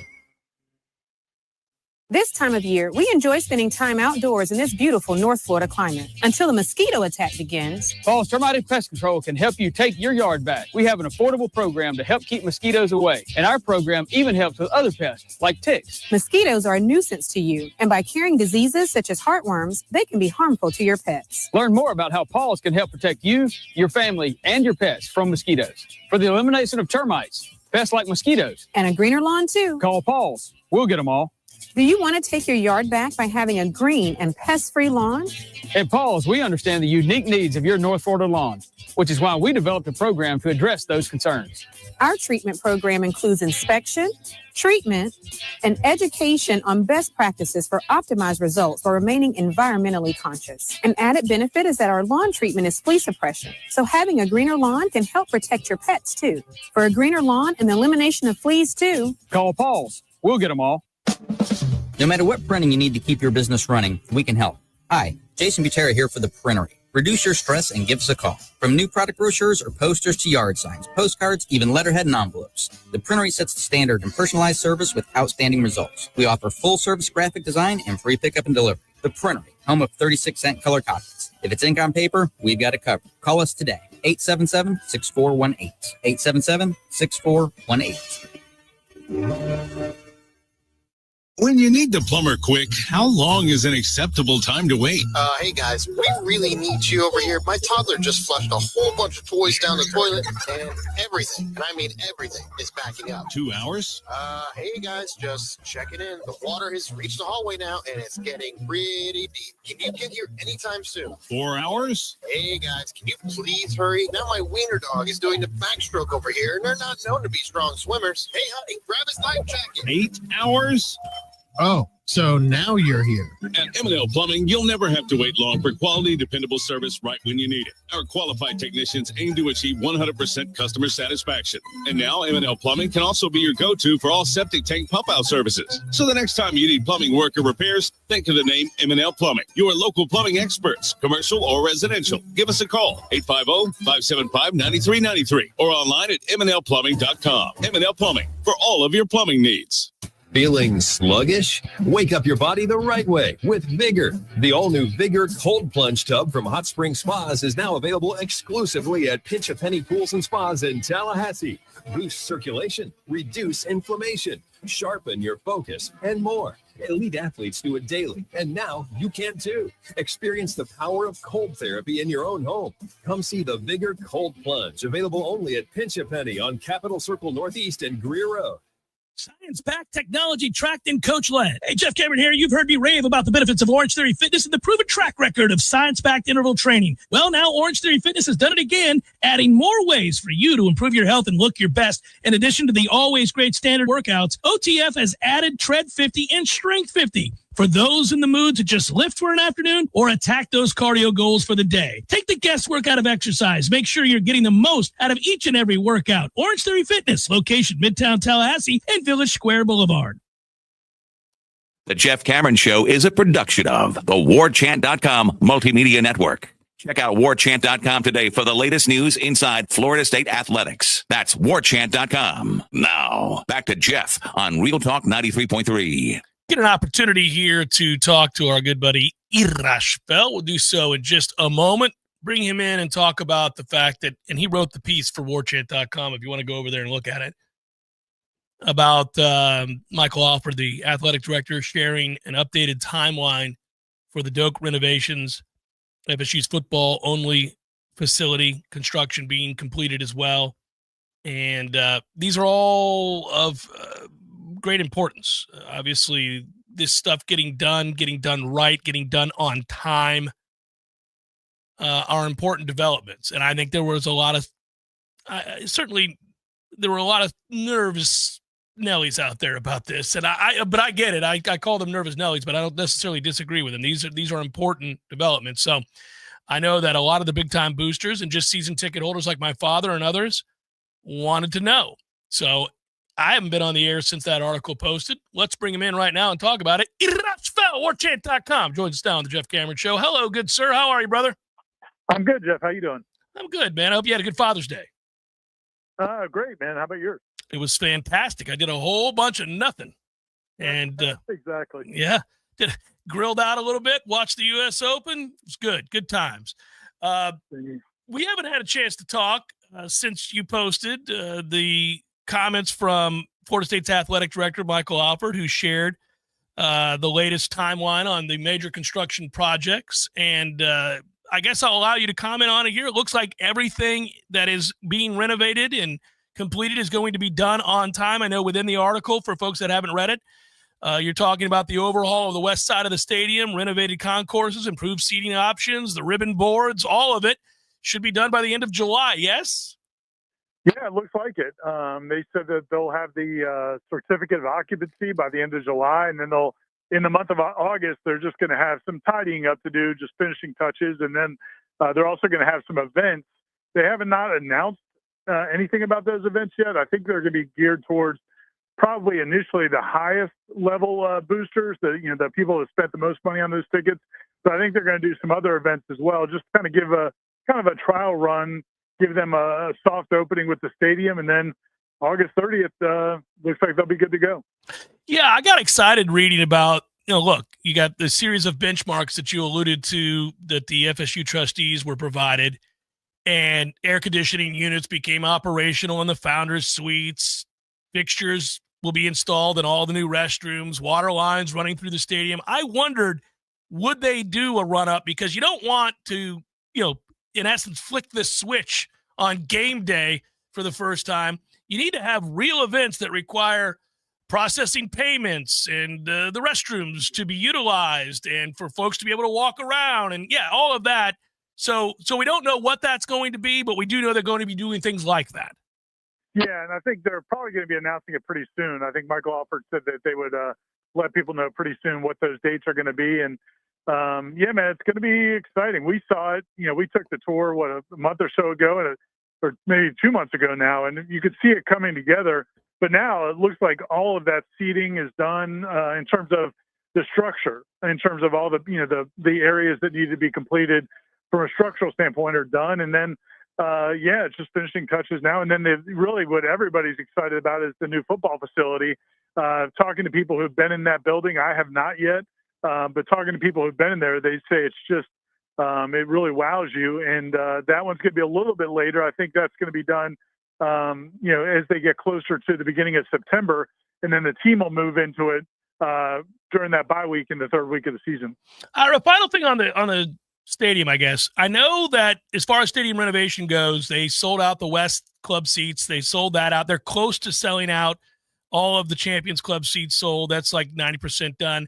Now that all of this is coming to fruition, all that remains is the West chairback seats, I guess, to sell out, right? Do they anticipate all of that happening in a timely fashion now that they're finishing up the final elements of this renovation? I mean, I think that's going to be the big question. I don't think anybody knows for sure. That was always going to be the kind of the last step of the process. And that's where you get to people who were maybe displaced from better seats. And now they've got to decide whether or not they want to pay more for seats that are not quite as good in terms of like where they're located in the stadium, but they still get to stay on the west side. I know talking to a lot of people anecdotally that went through this process, decided to pass on that and bought maybe tickets on the east side, maybe switched back to the east side, which a lot of people don't want to be in because of the sun. But it's, it's obviously going to be much cheaper. So, I think they went through the process, leaving those seats for last. And then, I don't know if they can adjust the price point or not. I know some people I've talked to do not think they're going to be able to sell out all those seats. But I don't think anybody knows for sure until they go through that whole process. Yeah, I've wondered about that. I was looking at some numbers. I know you have access to these too, and I'm sure we've seen some of the stuff that the boosters got. And I wondered, would they be able to fill it out? What is, by the way, somebody asked in the chat while we're talking here, what is capacity when all is said and done?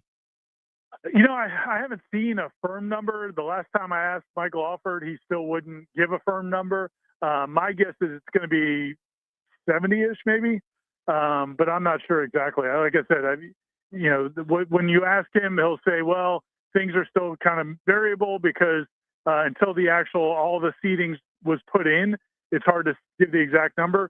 I don't see why they couldn't give it a ballpark number, but my guess is, high 60s, maybe 70 at the top end.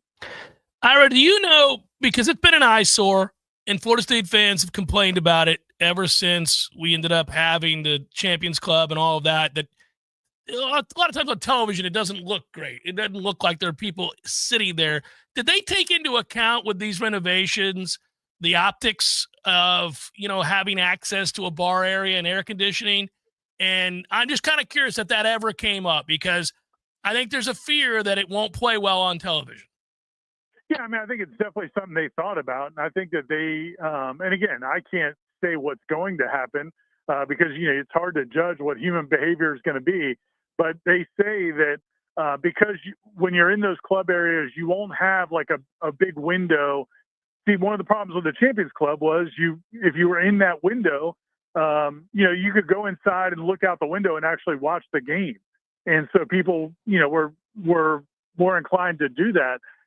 This is not as big of a group of people, I don't think. The people that have access to that club area, I don't think is going to be 8,000 people. I think it might be, I'm not sure the exact number, but it's going to be much smaller.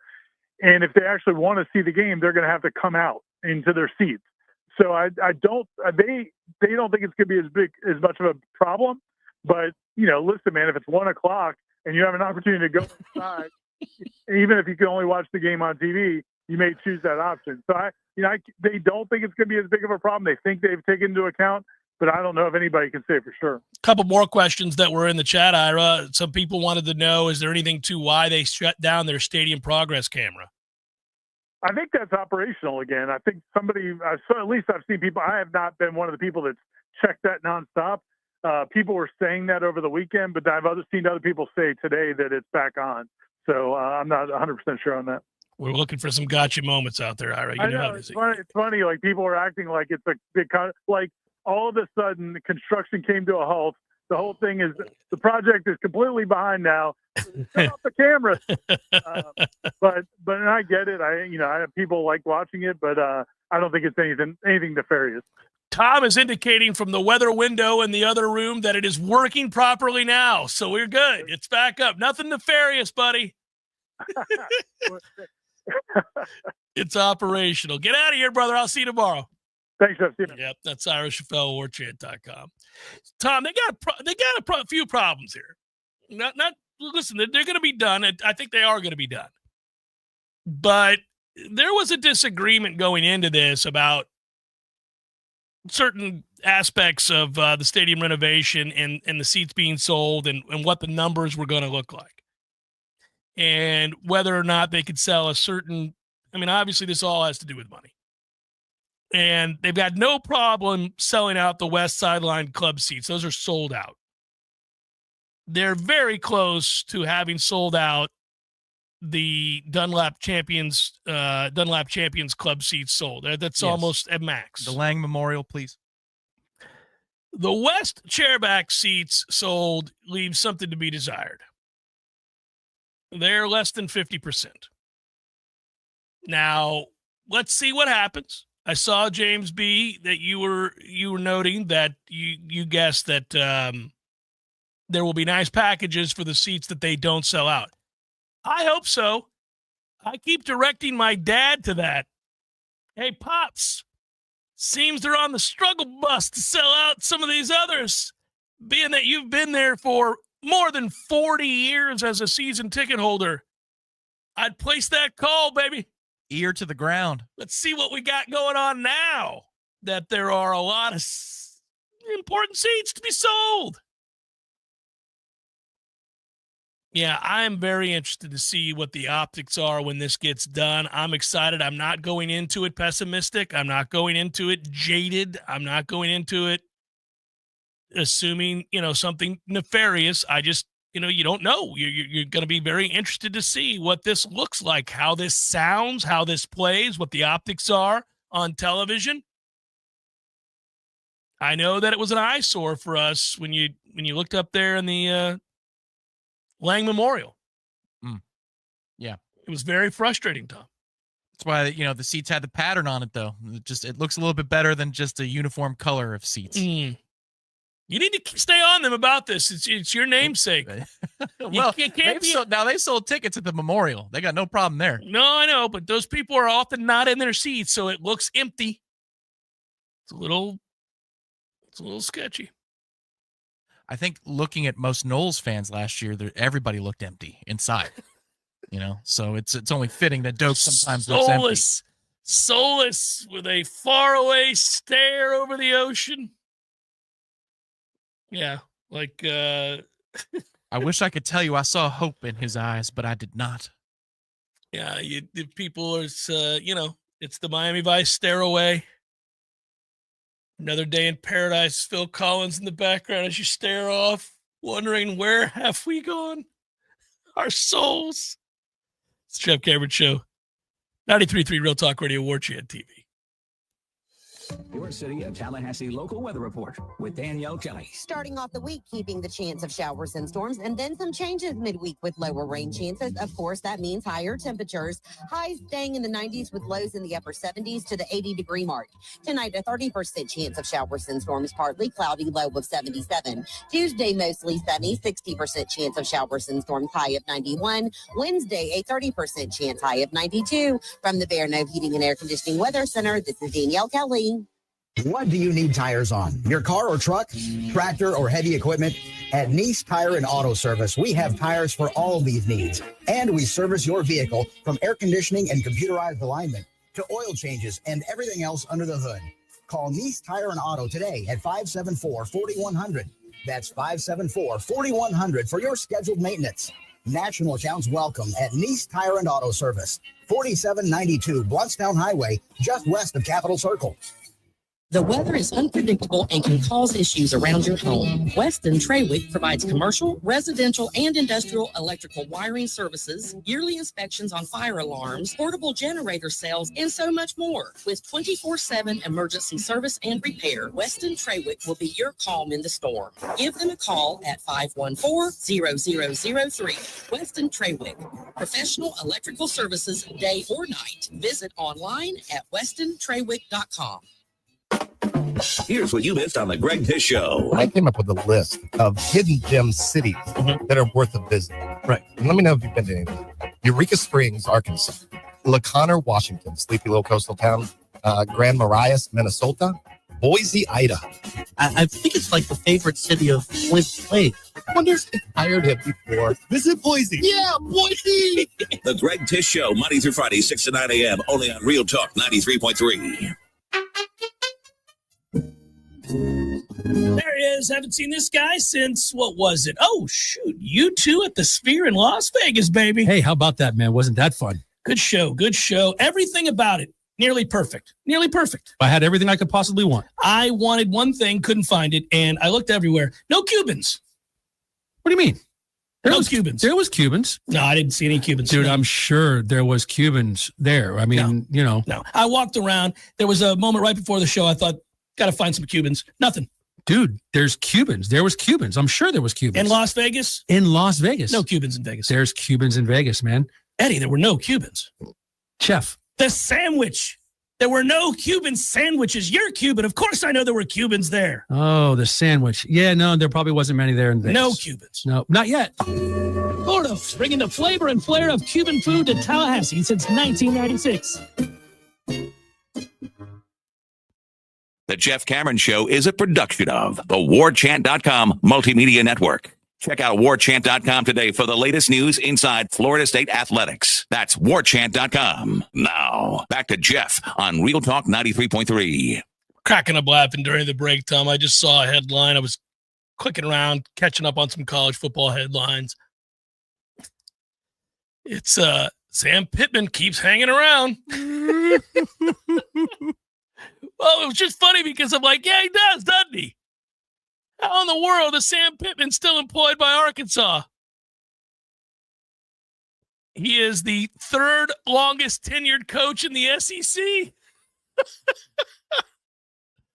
Well, he had that 2021 season where he was 9-4, and you were like, okay, Sam, go get him. But didn't go so well after that. So anyhow, I'm just kind of curious. He racked up 5 more wins than we did last year. Everybody did. Everybody did. In the past, when we've talked about and dreamt of and projected and looked ahead to opening day, I know opening day is usually reserved for baseball talk, but, the first week of the season, for the purposes of this discussion today, the Alabama game. We spoke of, after a good year, certainly, the knowing nod that Seminoles have amongst each other. Just, it's nonverbal. I'm walking past you, you're walking past me. We're in line for a good season. We're feeling great. We can't wait to enter into that stadium together and watch what becomes of our 2024 Noles or 2023 Noles or whatever the year. There's a certain air about a season. Usually it's anticipatory, especially on the heels of a 10-win season or a 12-win season or a 13-win season. It takes on a certain feel, and it's one that elicits the famed knowing nod. Oh, I'm running in here to grab some beer. I see you are too, sir. Cooler in the back of the truck all loaded with ice. Good to go? Don't mind if I do. Knowing nod as I walk out of this year. Maybe it's the Wawa. I don't know. Whatever it is, I am making my way, and I am prepared for today, this afternoon, this evening's game. Just as you are, sir. And that deserves a knowing nod. Not something we're used to. What kind of nonverbal communication is going to take place amongst Florida State fans going into this game? Is it going to be the I'm suspicious, I squint? Is it the I'm suspicious, not of you, sir, but of our shared passion, Florida State football? I don't know. I don't want to be negative. It is the first game after all. But how could I be overly positive on the heels of what we just went through together? It's a nod, but it's an eye squint. Where's your head at? Where are we at with this sort of discussion? I'm trying to come up with a catchy way of saying it because knowing nod is very catchy. And the knowing nod is always great. It's great when you're, for example, walking through the airport and you're in Dallas, Fort Worth, and you've got your Florida State hat on, and a guy walking towards you has a 1999 national championship shirt on from Florida State, and you guys just, we don't have to have a conversation. I don't care why you're an O. You don't care why I'm an O. I'm sure we both went to school there. That's all good. But I see you, brother, and you see me. The knowing nod's happening. We keep going. We got places to go. It's a little bit different if we sit down next to each other at the airport bar. Now we might have a prolonged discussion of how it is you arrived at your passion for Florida State football, and that, shared over a tall, cold one, is often a lot of fun. But this is different. Now it's like, let me gauge the temperature of this guy. Where's he at with this program? What's he thinking? And I don't know what the nonverbal communication is going to look like this year. Say we're at Hotel Indigo doing the pregame before the Alabama game. Those first moments when you come up that elevator, you get to the 7th floor, you step out, we're setting things up. We've got the equipment ready to roll. I'm all ready for a beer. I'm nervous now. This is going to be a big to-do. This is important that we not suck today. This matters. You know what? Go ahead. I'll take a beer before we do the pregame this time around. I'm a professional. I'm an adult. I can handle one before we get going just to quell the nerves a little bit. But then I see that fellow Florida State fan walk out there into the corridor, and then what do we do when we see each other? Other than if it's somebody I really know, of course, I greet them as I would any friend. But this is different when it's just somebody who happens to share the same passion, but also the same concerns. I give you a situation. Also, it's funny. Air travel is where I was thinking. I had a lot of these legs of flights last year in which the captain comes over and tells folks news they don't want to hear, but I always appreciate the honesty. You don't want to be blindsided by it. Sure. You know, folks, we're going to suspend drink service right now. I need to ask all the what flight kind of good sentence has ever started with that? Yes. back to their seats. It's good. It's unfortunately, it looks like as we're going to climb up to our desired altitude, we're going to have some bumps here. So everybody just, I'm going to have that on. If you're in the bathrooms right now, please return to your seats immediately. We thank you very much, and we'll get you on the ground as soon as we can. All right, click off. There is an expression that perfect strangers will share non-verbally between each other. It is this gearing up expression.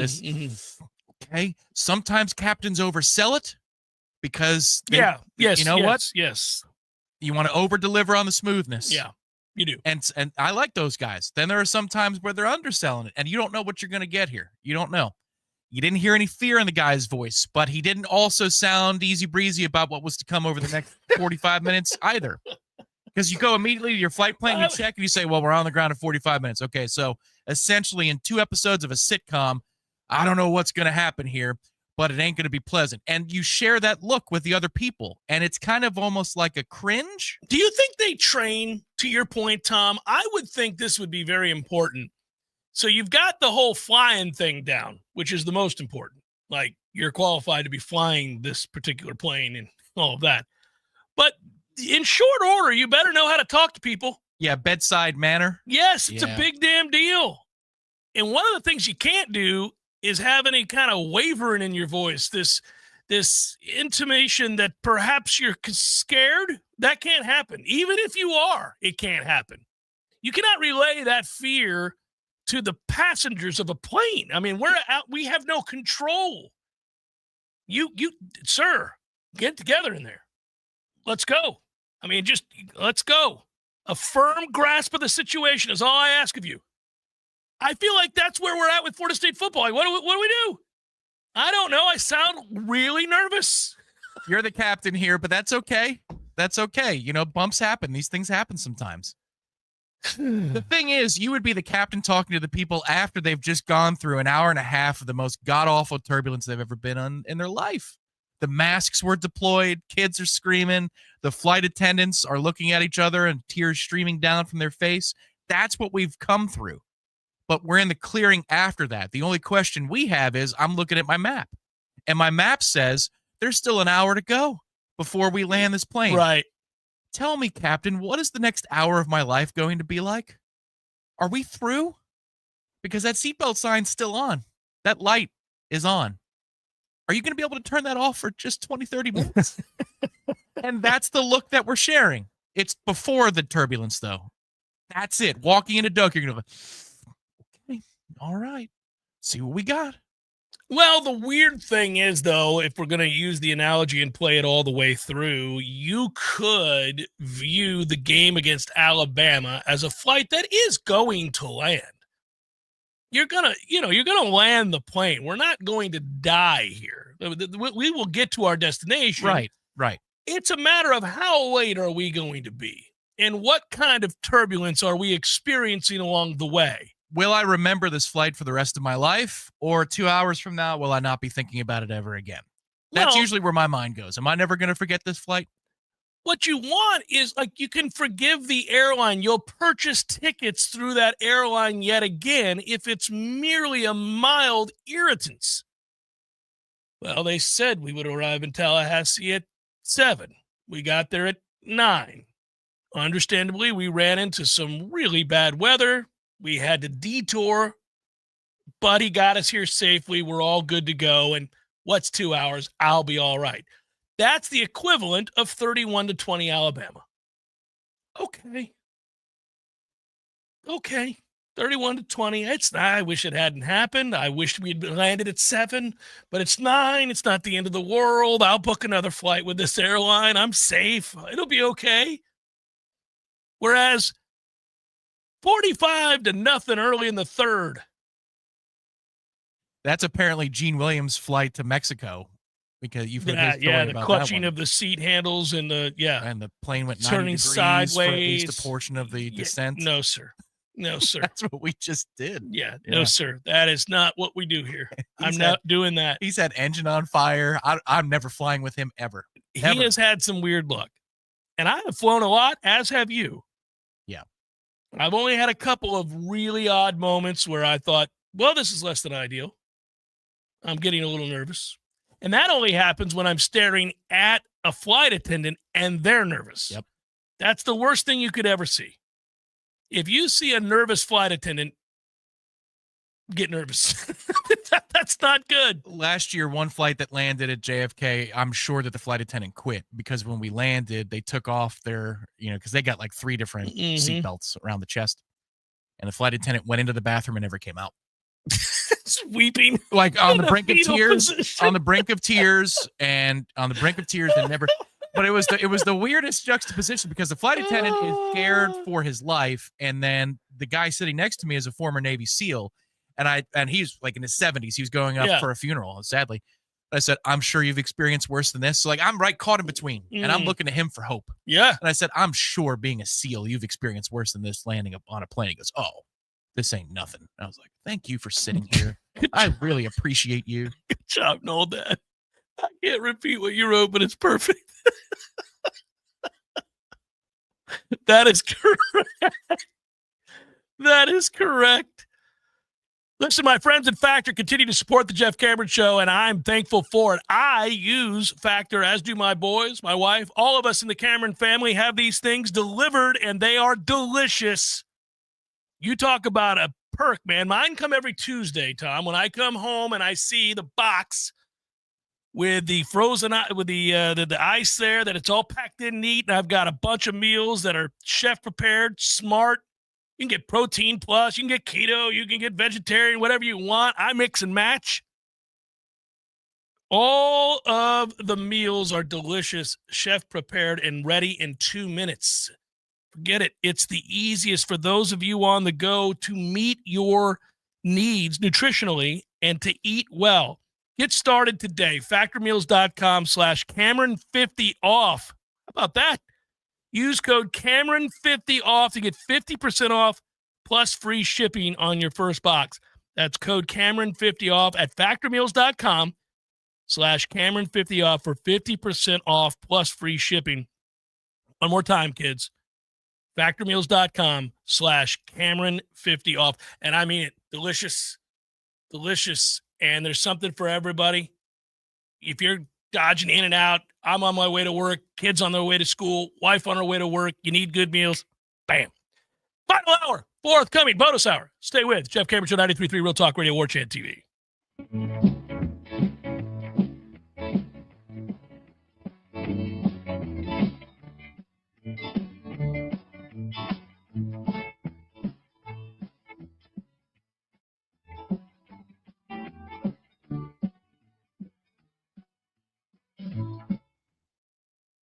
Hey, no fans, our partner ISF Inc. is a national management and IT consulting firm located right here in Tallahassee, Florida, solving the future for state governments through strategy, process, and technology. As a trusted advisor for state governments, ISF knows the importance of defining a clear and detailed strategy. Our friends at ISF can help your organization create a strategy that sets you on a path to success. ISF, your vision plus our expertise brings your brilliant ideas to life. Visit ISF.com to learn more. ISF, solving the future. Hey, everybody, this is Shannon Young with Cross Country Mortgage. Been in the industry now for 22 years. I just made the move over to the nation's largest retail lender, Cross Country Mortgage, here to serve you in 7 states, including Florida, Georgia, Alabama, the Carolinas, Tennessee, and the state of Texas. Here to offer better service, better rates, and if you were thinking about buying or if you've been on the fence and been waiting to call me, now is the time. You can still find me at loansforknowles.com.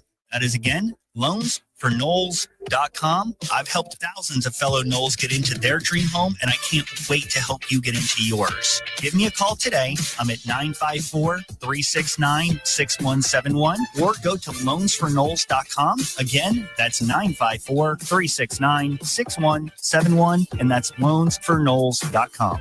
Equal housing NMLS 373031.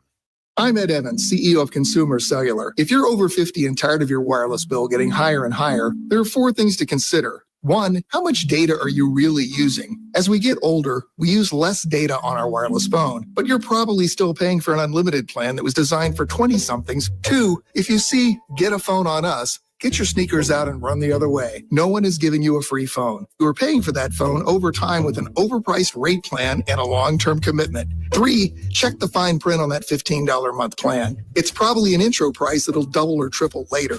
You might even have to pay for several months of service up front.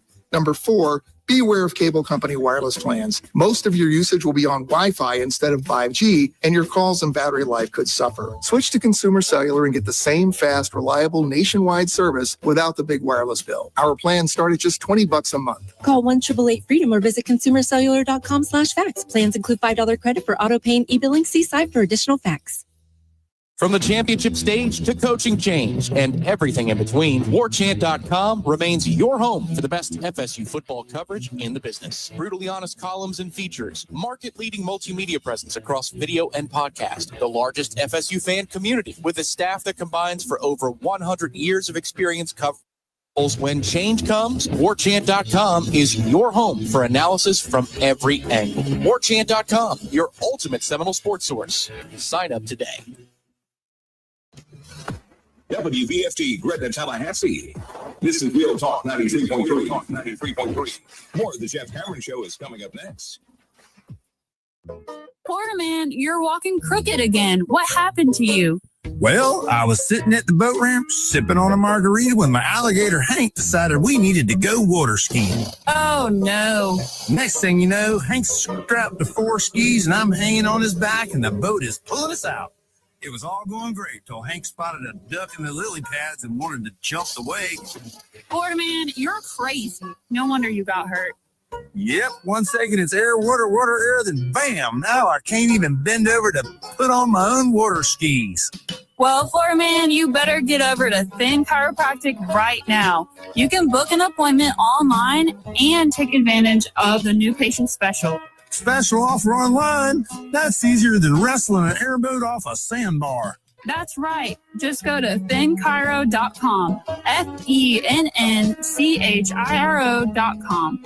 FENNCHIRO.com. That's it. I'm headed over there boogity to get straightened out. Injured? Call attorneys who care. Basic Brooks. Offices, Tallahassee. Just in time for summer vacation, get $4,000 bonus cash on Infiniti QX80 and get 2.9% interest for 60 months. It's the luxury SUV that everyone is talking about. And this is the best month ever to step up to QX80 at Infiniti of Tallahassee.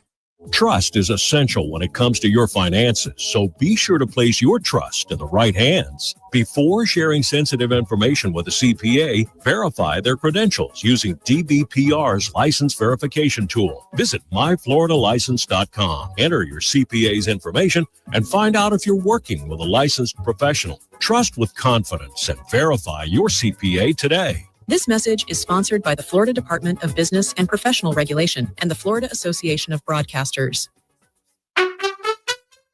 There is. Haven't seen this guy since, what was it? Oh, shoot. You two at the Sphere in Las Vegas, baby. Hey, how about that, man? Wasn't that fun? Good show. Good show. Everything about it. Nearly perfect. Nearly perfect. I had everything I could possibly want. I wanted one thing, couldn't find it, and I looked everywhere. No Cubans. What do you mean? No Cubans. There was Cubans. No, I didn't see any Cubans. Dude, I'm sure there was Cubans there. I mean, you know. No. I walked around. There was a moment right before the show. I thought, got to find some Cubans. Nothing. Dude, there's Cubans. There was Cubans. I'm sure there was Cubans. In Las Vegas? In Las Vegas. No Cubans in Vegas. There's Cubans in Vegas, man. Eddie, there were no Cubans. Chef. The sandwich. There were no Cuban sandwiches. You're Cuban. Of course I know there were Cubans there. Oh, the sandwich. Yeah, no, there probably wasn't many there in Vegas. No Cubans. No, not yet. Ordos, bringing the flavor and flair of Cuban food to Tallahassee since 1996.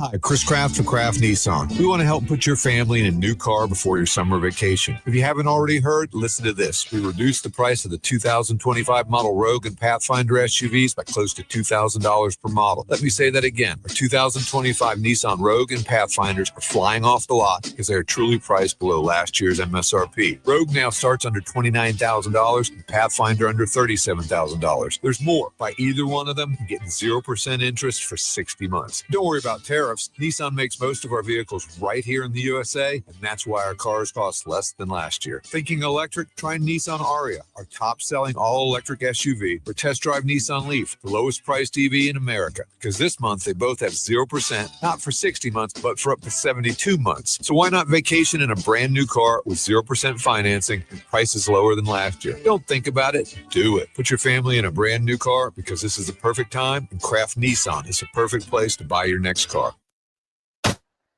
This is Thomas Dickens from the Law Office of Marie Maddox. I'm a combat veteran and a former JAG.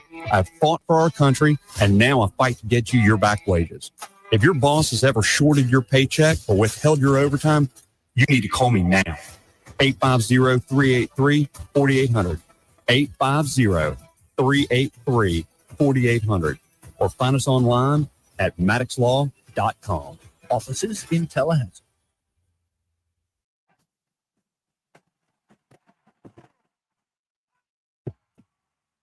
Live from From Florida's capital city, this is the Jeff Cameron Show, brought to you by Orange Theory Fitness on Real Talk 93.3. Now, stop what you're doing and listen closely. It's time for the Jeff Cameron Show in 5, 4, 3, 2, 1.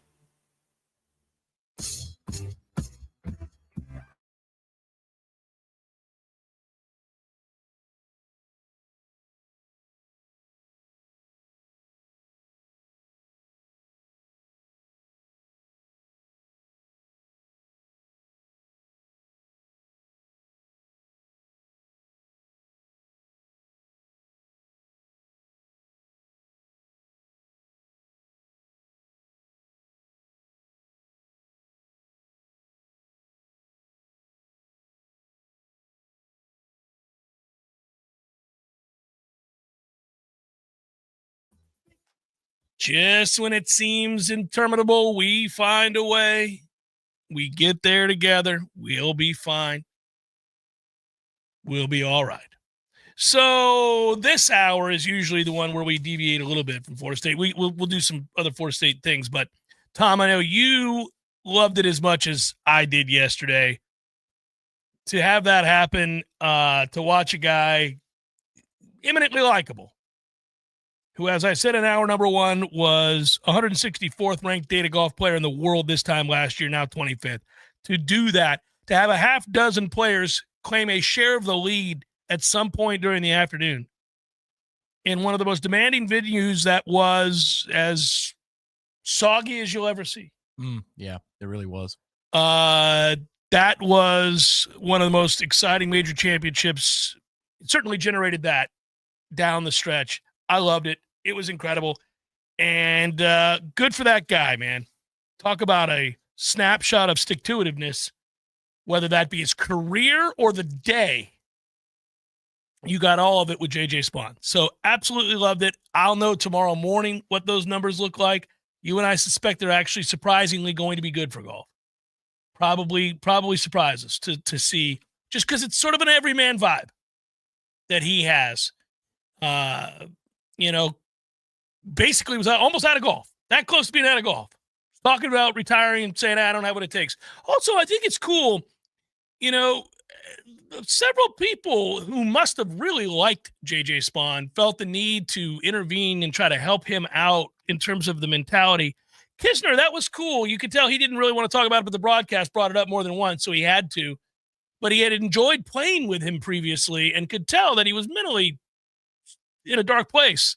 So he went over to him and was like, hey, man, you're actually good. You need to stop doing that to yourself. Stop beating yourself out on the course. You're good. Play the game. That's cool. I like when you hear stuff like that.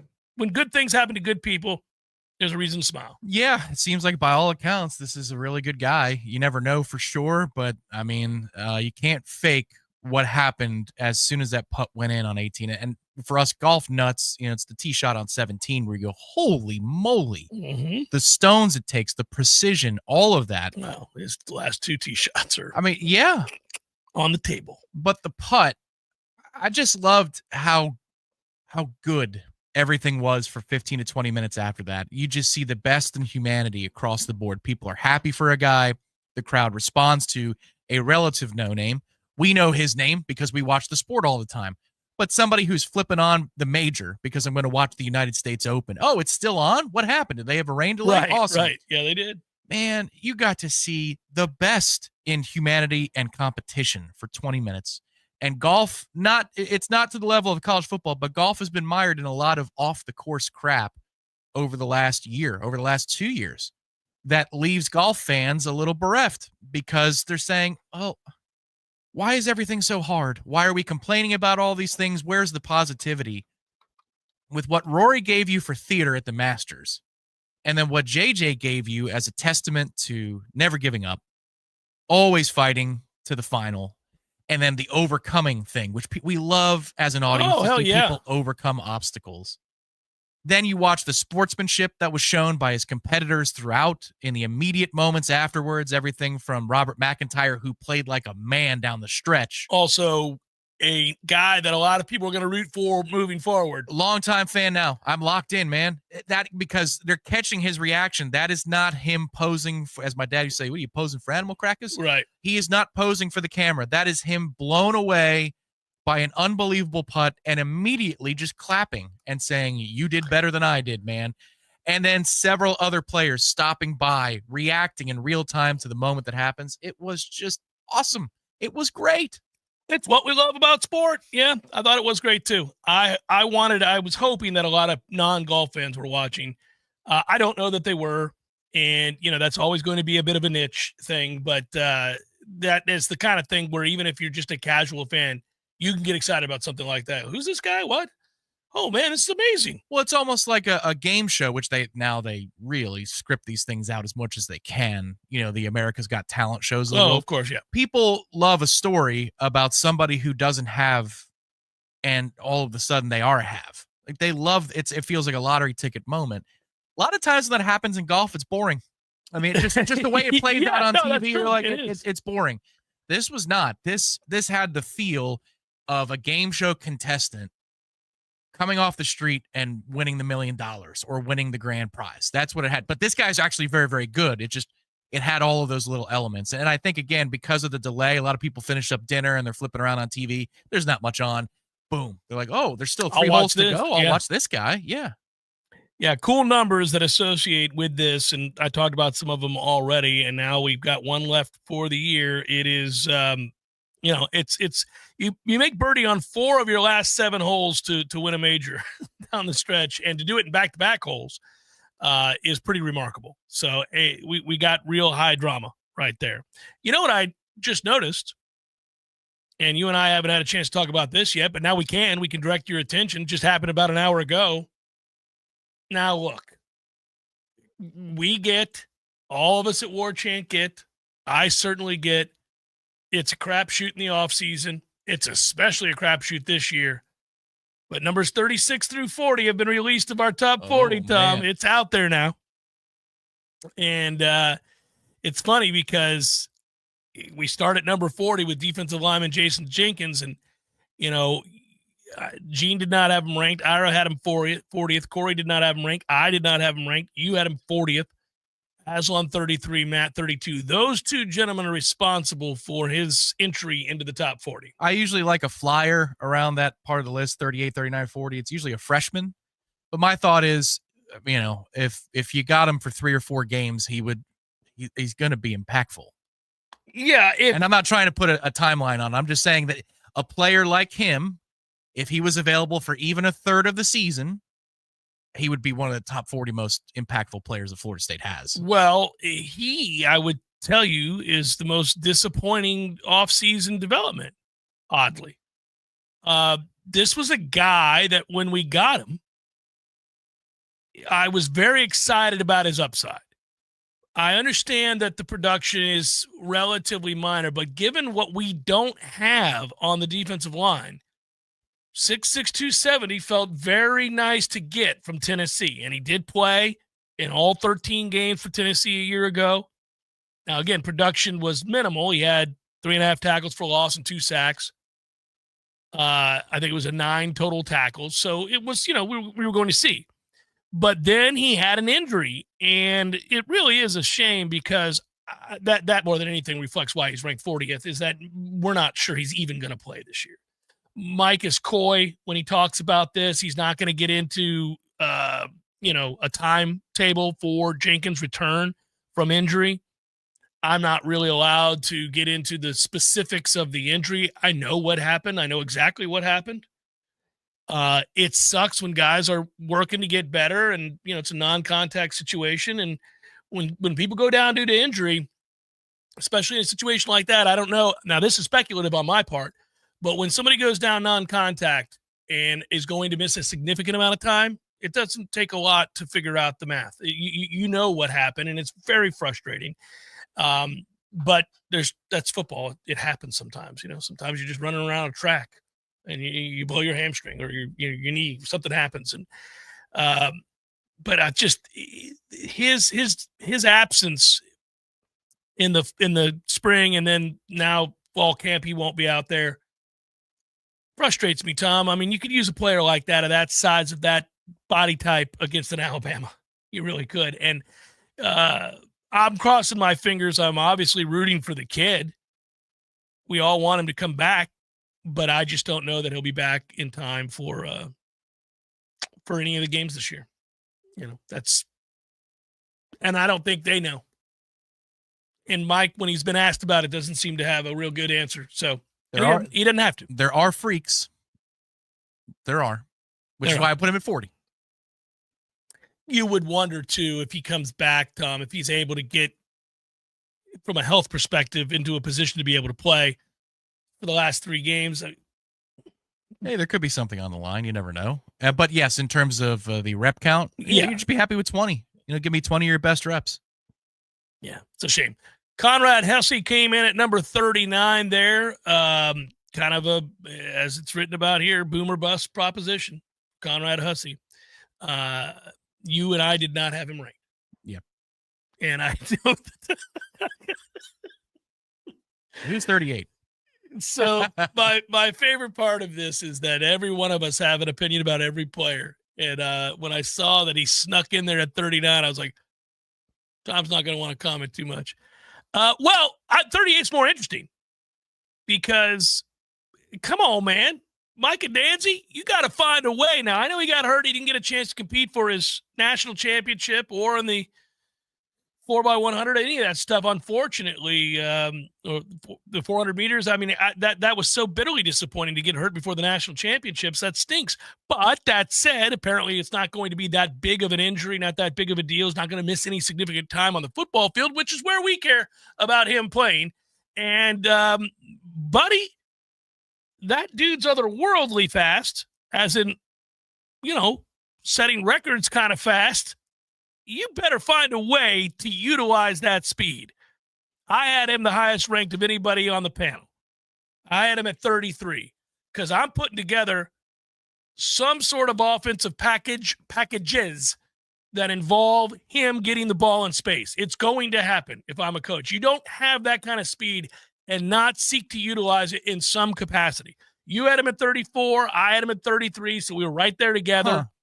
Yeah, this is the first. The list is available to us on staff. I haven't combed through it, especially not in the 30s, because no thank you. But I didn't realize that we were so close on Micah Danzy. A couple of these. Okay. Yeah, Aslan had him 34, and the rest of our staff did not have him ranked. So I could see the argument for it because you got Jalen Lucas, who's a burner. I know that Gavin Blackwell is brought in here as a depth receiver, but he has experience at the position because Danzy has switched to receiver, and Blackwell is thought to be an over-the-top player as well. So you have a lot of them. Danzy faster than any of them, don't get me wrong, but it is sometimes a red flag when you switch a position. That's also like, okay, they don't know what he is. They don't know how to. Well, find a way. That's what we're saying with where we have him in the list. Find a way. That's my problem. I put him on the list as I don't care what he is. I know he had a 38-yard reception last year at one point, and look, to me, that kind of speed, you can find a way. Even if it's gimmicky, you can find a way to get him the football. Hey, man, you can have an impact as a decoy with that speed, too. If you show it once, yes, and then you release him again, oh, man. Yeah. Well, they did the wheel routes. That's what they utilized them with last year. Epic speed. Epic. Jake Weinberg, the kicker, came in at 37. Everybody had him ranked. You're going to have your kicker ranked for the most part. Tom didn't, but, he hates kickers. Well, hang on now. The lack of consistency of the accuracy. That scares me a little bit. It does, but I'll tell you this, man, and that's why I ranked him. Points were hard to come by last year. They got a dude that can hit from 60. And it's not a stretch to say, when I tell you he can hit from 60, he can hit from 60 easily. Easily. Now, accuracy matters. And I watched him shank the bejesus out of a 45-yarder. I also saw him pipe one down the heart with 10 yards to spare from 57 in the scrimmage. In the scrimmage. Feels like his first kick of the season is going to be very important. I was shocked. We were all standing together in the indoor practice facility when they trotted him out there, and we were all kind of looking at each other like, I got this at 57. And so I got 58 from the angle we were at. We're like, okay, so we're all 57, 58. We're all good here. And when it left his foot, Tom, there was never a doubt, A, and B, it was like, well, how far up the uprights is that going to go? And there was another 7 yards in that kick easily. I don't want to go overstate and say 10, 67, but I think the leg is there. The leg is there. Some of this is probably being burned by Kyle Brinza on Sundays in the NFL. That dude could make it from 70, no problem. No problem. But the problem was that there's 40. There's these goalposts Yeah. that you have to kick him through, and he couldn't do it with great consistency. The other reason I'm tamping it down is you had a guy who was good from 58 and 60 last year. And so you got to show me as a head coach that you're willing to use that leg in that moment. Because if you aren't, then he's less impactful and he's less important. Finally, Charles Lester came in at 36 of the ones we released so far. And Tom, you didn't have him ranked. I did not have him ranked either. Gene is wearing a jersey, apparently. Like Aslan not ranked, Tom not ranked, Jeff not ranked, Corey 40th, Ira not ranked, Gene 17. Oh, so he rigged the game. Gene is a Charles Lester believer. I believe those are his 2 middle names. He loves Gene him. Charles Lester Williams. Gene's like, Charles Lester's our best player. What's wrong with you boys? So how many of us didn't have him ranked? Let's see. All of us except for Gene and Matt. Matt had him 36. So Gene that is an outlier of outliers. By the way, part of the problem for him was that we went out and got Jeremiah Wilson. And when you went out and got Jeremiah Wilson, you're kind of like, well, that's going to be your guy. And Quindarius Jones and Jabril Rawls, are on the list too of guys. So we'll see. But that is, it is one of those things where we have some guesses here about how these guys are going to adjust to Tony White's defense. And man, there's no right or wrong answer in this moment because we don't know how many down linemen he's going to use more than 50% of the time. This is, it's generally a guesswork thing. Look at last year's list, but it's this year. Holy smokes. This is tough. You got supremely tough, but you're right. The indicator would be that you had to go to the market to go get a corner, which we didn't think when the portal opened was even a position that they'd care to go improve with. No. And the fact that they did it was a whoa. So you're telling me they're not ready?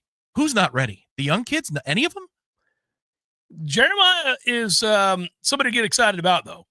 I mean, that's a guy that played really well at Houston. And I thought when they got him and you went back and looked at his performance in college, okay, proven he fits the mold of the guys that have played big time college football and you've seen it in a game. That's what they're doing. They're like, well, that guy played. I can see it. He started these games and made these plays. This isn't, we think someday he'll be, no, he did do this. Now, Charles Lester does a little bit of that this season. Yeah. Then Gene can just walk proudly. In his jersey. In his Charles Lester. In his Charles. I think we all probably need to get him one. If Charles ends up being all conference this year. I will. I'll get him one. By the way, T-Spark Enterprises, if you want a guaranteed win, call T-Spark for your next roofing or construction project. They conquer all peaks, tsparkconstruction.com. Yes, they are licensed, of course. Being a GAF Coatings Pro, liquid applied roofing contractor means that T-Spark has been certified by GAF, one of the most and the largest roofing manufacturers in North America, to apply their liquid roofing systems. So there's that as well. Certification, I should say, indicates that T-Spark has met their stringent standards. Amongst that, commercial, residential roofing, they do both. T-Spark Enterprises. Give them a call today, 850-766-1340. 850-766-1340. License number CGC 1525336, CCC 1331204.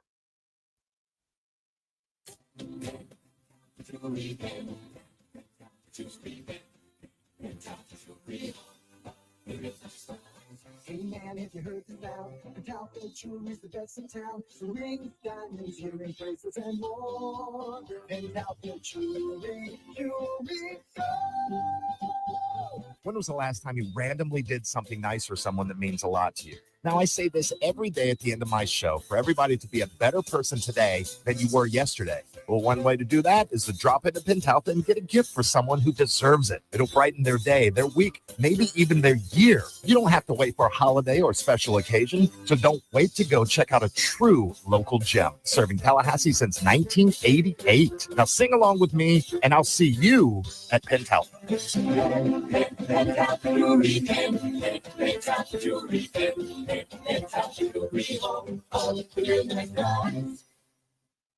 Hi, Chris Kraft for Kraft Nissan. We want to help put your family in a new car before your summer vacation. If you haven't already heard, listen to this. We reduced the price of the 2025 model Rogue and Pathfinder SUVs by close to $2,000 per model. Let me say that again. Our 2025 Nissan Rogue and Pathfinders are flying off the lot because they are truly priced below last year's MSRP. Rogue now starts under $29,000 and Pathfinder under $37,000. There's more. Buy either one of them and get 0% interest for 60 months. Don't worry about tariffs. Nissan makes most of our vehicles right here in the USA, and that's why our cars cost less than last year. Thinking electric? Try Nissan Aria, our top-selling all-electric SUV, or test drive Nissan Leaf, the lowest-priced EV in America. Because this month, they both have 0%, not for 60 months, but for up to 72 months. So why not vacation in a brand-new car with 0% financing and prices lower than last year? Don't think about it. Do it. Put your family in a brand-new car because this is the perfect time, and Kraft Nissan is the perfect place to buy your next car.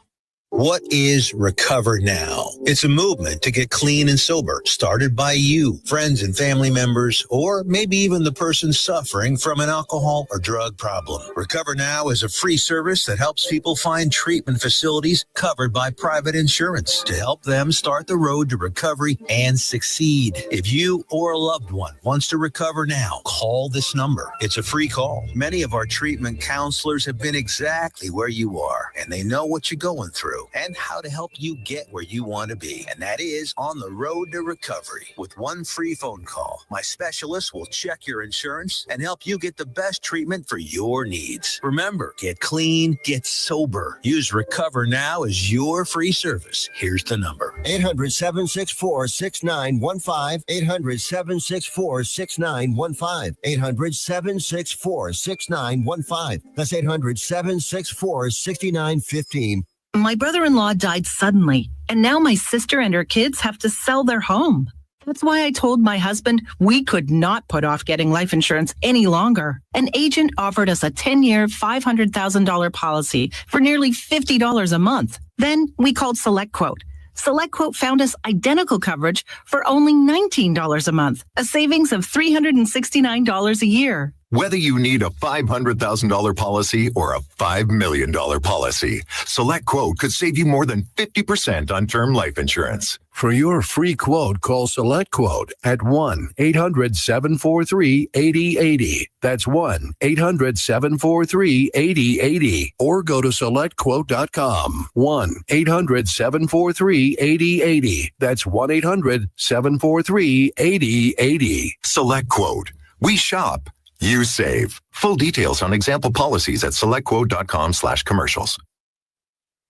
The Jeff Cameron Show is a production of the Warchant.com Multimedia Network. Check out Warchant.com today for the latest news inside Florida State athletics. That's Warchant.com. Now, back to Jeff on Real Talk 93.3. By the way, great Father's Day tradition engaged in yesterday after the U.S. Open, Tom, while waiting for Bryce's flight to get in. We did the thing that you do on Father's Day, which is watch a great Father's Day movie like The Royal Tenenbaum. Oh, wow. Did you really? Oh, yeah. Yeah. Every Father's Day. It's the best. You watch it every Father's Day? Yeah. Okay. I didn't know that. I love it. It's so good. And was reminded again just how much I enjoy that film. So it was right from Jump Street, like the opening scene. You're like, all right, this is going to be good right off the bat. Yeah, so that's fun. And I was just thinking of Father's Day. I was thinking about sporting events that we've all shared with our dads, golf being amongst them, of course. But Florida State games, and again this year, we're all set. Another year of Pops coming into town. Another year of being a season ticket holder. Another year of hope springs eternal. So we'll see. He tries to put on a brave face right now. Well, depending upon Bryce's decision about what comes up after his final year of high school, you might have a nicer, easier setup because he's off to school, and you got one fewer body in the house. Yeah, it would be easier. We'll see. He's, I don't know. We've got a lot to contend with. We got a lot of things to think about. Has he released a top 12 list yet? Well, Florida State's on his top 12 list, but obviously there are some schools he would go to that would not involve him playing college football, and others that he would go to that would, and those are the differentiators. Has he called Hayes Fawcett for a graphic for his top 12? He has not. He has not. But so we're waiting to see, what this year holds and how well he plays. It's going to be an important senior year, buddy, and it happens too damn quick. Man, how did that happen? He just started high school. How are we in the last year already? How many proper home games does he have versus don't get started on this nonsense. I don't even want to talk about this nonsense. What's the answer, like 2? I think so, yeah. I actually said something to the athletic director. I had a chance to pull him aside. You called Michael Alford about Leon Hyde's No. I talked to Leon Hyde's athletic director. I said, what are we doing out here? What the hell is wrong with this? This is ridiculous. Not everything has to be at Gene Cox Stadium. It's old, dilapidated ass of a stadium. What we don't need to be there. But anyway, I got it out there. I don't think it makes any difference. I don't think it makes any difference. What was the retort? I think he agrees. I just don't think there's, what are you going to do? There's some things that are out of people's hands. I'll just put it that way. How many games is the season typically? 8? 10. 10? They play full 10. Yeah. They play full 10. Yeah, man. I told Bryce that he played well in the spring. They played, the spring game, the 2 games where you play 2 different teams. He ended up with like 3 catches for 75 yards, and he played well. But it's his first game back from the injury, and they really kind of minimalized how many reps he got in that first game, and then they just threw him to the Wolves in the second game, which I think he was happy about. Get hit for the first time, taking some shots, all that. So I think he's ready to go, but I said, you'll be a Gene Cox legend after all the games you played.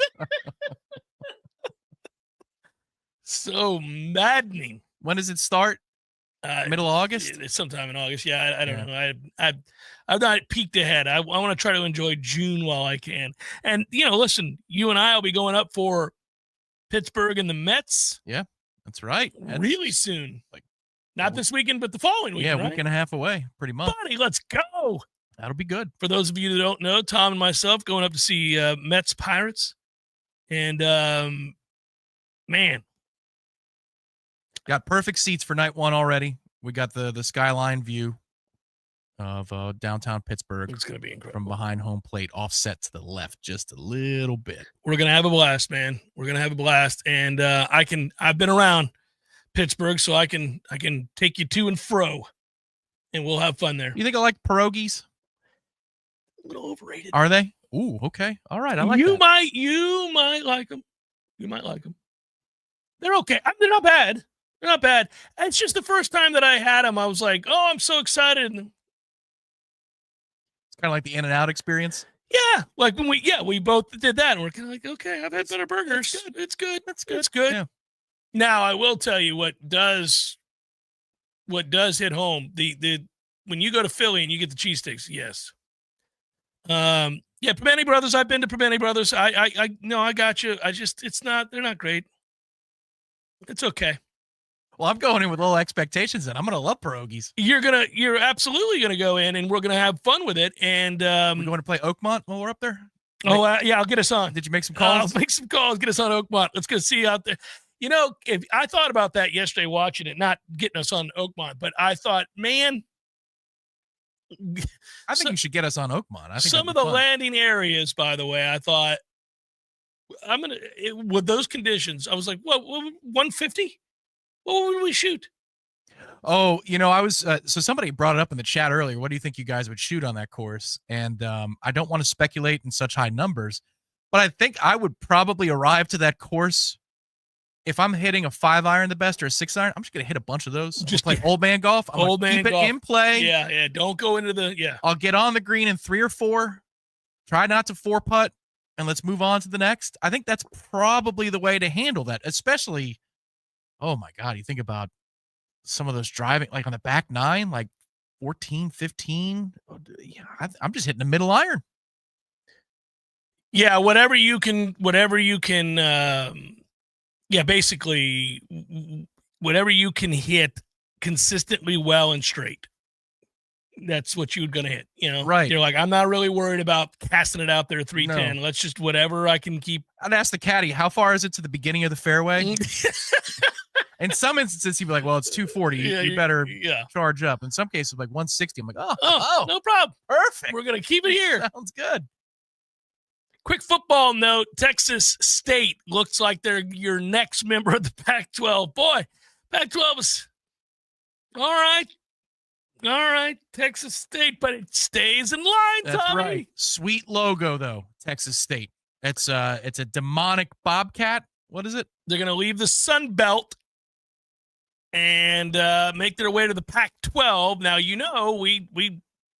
they're the Bobcats, by the way. Yeah, the logo is cool. Yeah, it's not bad. But yeah, they're looking to leave. They'll head down the road to the Pac-12 and then they'll join all the other, how many state did I tell you about last time we did this? Oh, they had seven or eight. Boise, Utah, of course, Washington State, Oregon State, San Diego State. That's right. San Diego State was the one that I feel like they ought to be able to do something more with. That ought to be a program that does much better. They should go after San Jose State. 100% they should. Yeah, there's Fresno State. Fresno State was talked about, yeah.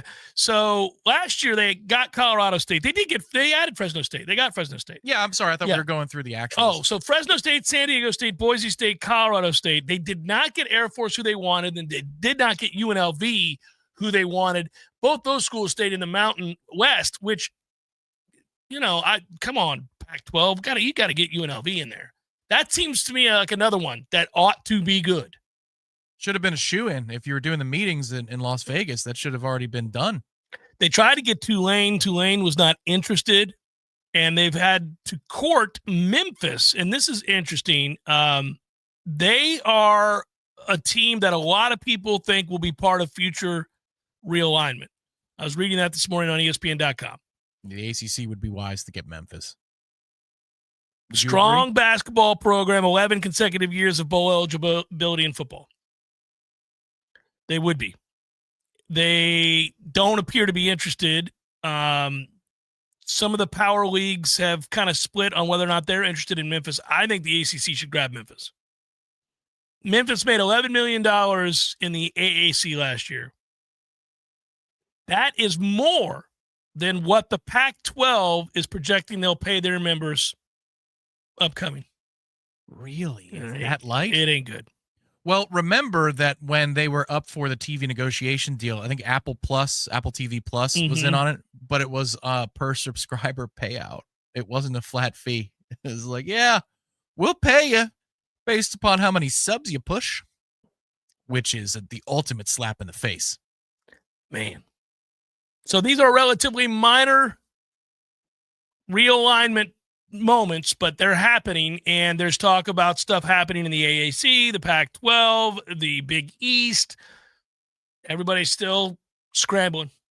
And, I've always thought okay, look, if I'm the ACC, certainly you didn't do anything by going out and getting Cal and Stanford, but I would have fought hard at somewhere along the way to try to get a UCF and a USF. And a Memphis holds in that. A Houston would hold in that. I'm going after those markets. What is the higher number? The amount of pars you would make at Oakmont Okay. or the amount of years we have left in the ACC? Oh, what is it, 20? And I'll let you tee up from one tee box forward, so you're not playing it at 76. So oh, thanks. Playing it mercifully at 7,000 or something. Well, okay, we think we're out of here by when? 2030? Well, that's what the question is. Do you think you can make 4 pars? 4 pars? Yes, I could make 4 pars. Okay. All right. Yeah, I could make 4 pars. Not much more than 4 pars, but I think I could make 4. So do they have spotters all year round? Because apparently the rough's like that always. That's the one thing of like, that is not fair in terms of, what would you shoot out there? Because you wouldn't find your ball. Yes. You wouldn't find your ball. And not even with the pros if people weren't standing out there. No, they wouldn't. Right. That's exactly right. And they have the people to come out and put the little flaggy and everything else. That would be nice. No, we would be like, well, it's gone. There's zero chance I'm going to find this. That's the way it was with the fescue in Ireland. Like, if you went wayward, well, good luck, buddy.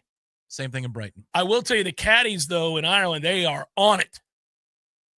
The guy that helped me in Aslan was like, oh, I know where you are. He's 20 yards out to the right in the fescue. Right here, found you. Like, good God, buddy. It's like, oh, I know. And I'd get there. I'm like, that is my ball. That is right. He was impressive. Was he sneaking a belt? Nobody was jolly, and he was funny, and he knew the course well, and he gave me great advice on number 15, I think it was, and I didn't take it because I was playing decently, and I wanted to see whatever the score was going to be, and he was like, no, you need to punch straight backwards out this way back into the fairway. You should not try to advance this ball. I'm like, no, but I can cut it right there. He's like, no, you're going to fail. You need to hit it back there. But I didn't listen to him. I was like, no, I'm going to. And he's like, oh, okay. And he was right. He grabbed my club, twisted it. It went 18 yards maybe in the same fescue. I'm like, he's like, see, now we're even further away from. Now you should. Sir, if I needed, I told you so energy, I would have stayed at home. It was great. It's Jeff Cameron Show, 93.3 Real Talk Radio, Warchant TV. Now, here's your Paul's Termite and Pest Control Tallahassee weather report. Starting off the week, keeping the chances of showers and storms, and then some changes midweek with lower rain chances. Of course, that means higher temperatures, highs in the 90s with lows in the 70s. Tonight, a 30% chance of showers and storms early, partly cloudy, low of 73. Tuesday, mostly sunny, 50% chance of showers and storms, high of 92. Wednesday, mostly sunny, 30% chance, high of 93. From Real Talk 93.3, this is Danielle Kelly. For the elimination of termites, pests, and for greener lawn too. Call Paul's. They'll get them all. This is Thomas Dickens from the Law Office of Marie Maddox. I'm a combat veteran and a former JAG. I've fought for our country, and now I fight to get you your back wages. If your boss has ever shorted your paycheck or withheld your overtime, you need to call me now. 850-383-4800. 850-383-4800. Or find us online at maddoxlaw.com. Offices in Tallahassee.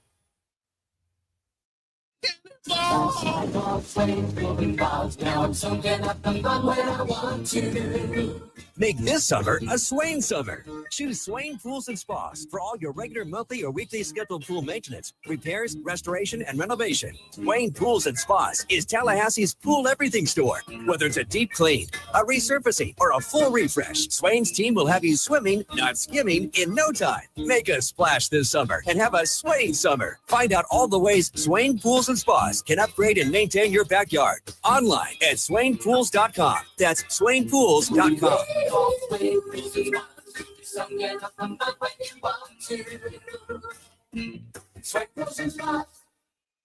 And right next to Swain Pools and Spas is Tallahassee Car Care, the only repair shop where you can take a dip while we repair your whip. Tallahassee Car Care, right next to Swain Pools and Spas. The doctor's office that accidentally mixed up your files has your social security number. The power company that mistakenly cut your service has your payment info. And the hotel that lost your reservation has your passport number. You need LifeLock because your personal info is in endless places that can expose you to identity thieves.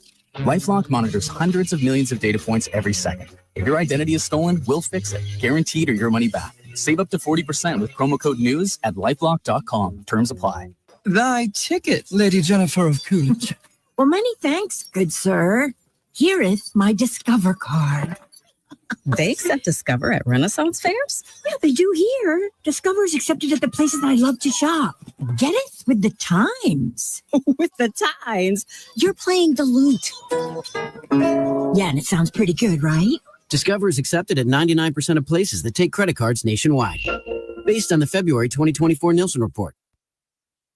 The Jeff Cameron Show is a production of the Warchant.com Multimedia Network. Check out Warchant.com today for the latest news inside Florida State athletics. That's Warchant.com. Now, back to Jeff on Real Talk 93.3.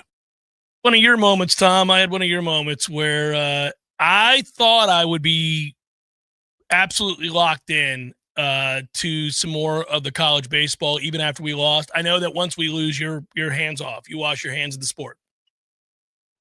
I can typically continue to watch. Not this time. Arkansas, by the way, currently up 1-0 on Murray State in the 6th. And I believe that pitcher has a no-hitter going for Arkansas. Oh, wow. So that's what we're in there. But yeah, I couldn't do it. I've just been frustrated. I'm still mad. I'm not mad at them. That's the wrong way to say it. And I may watch UCLA LSU tonight. They're both undefeated in the College World Series, and they play tonight, and both are good. So I might watch that as we build up to the Pacers and OKC. But yeah, it's I might. Yeah, with basketball, it's 100% going to happen that I'm not catching any of it. Baseball, though, this year, I took this weekend off. I'll find my way back to it as the week proceeds, and you get into, like, tonight's game of a winner's bracket. I don't care as much as an elimination game, right? As you are trying to punch your ticket to because Coastal is 2-0 on one side and knocked out Oregon State, right? Yeah. So on those particular nights, I'll probably flip those on. Because the sport has gotten so much better. It's a good sport, yeah. For decades, I wouldn't give a damn because it's a terrible sport. In my mind, terrible. Outside of when we play, now the sport it's remarkable. Like, its improvement in quality is better than Major League Baseball. Major League Baseball just got faster, which I'm appreciative for. But it was always at the peak, the elite peak. So when the ball was in play, Major League Baseball has always been awesome. In college baseball, a lot of the time the ball's in play. It's not an awesome sport, but it's gotten infinitely better. Well, you can watch us play defense. I'm talking about up the middle. I mean, an expected double play, even with the degree of difficulty that you see in Major League Baseball, gets made a lot. There was one I saw on social media, game 1 on Friday, Arizona Coastal. Arizona turned a beauty of a double play. Yeah, it's much more than the norm. Second baseman did like a 360 as he received the throw and made the turn. It was nasty. It is much more the norm to see the plays that major leaguers make look easy, but we all know are very difficult. And those plays, you would always say, well, that wouldn't have been made in college. But now a much larger percentage of those plays are made in college. We made several of them this year. Several of them. It's going to be tough to between Ferreau and Lodis. You saw some pretty amazing turns. Lodis, I was professional shortstop play. All the time. Yeah, that's going to be tough to. I mean, I think McCulley can do that, but I don't know that they're going to play him. Well, I don't know if he can hit. Right. Yeah. Right. I'm going to tell you that there are indicators based on. Well, yeah, I'm not sure they think he can hit. Let's just put it that way. Which, damn it, man, that's a whiff. If that's the case. Not necessarily if he's a late inning defensive replacement. That's a role. Right. Now, you're not aiming for that at Florida State. No. But it's something that's important. Shohei Ohtani to the hill tonight. Go ahead and cue it up. Let's get to some probables, my brother. It's time for, how you say, with the pitching, probables?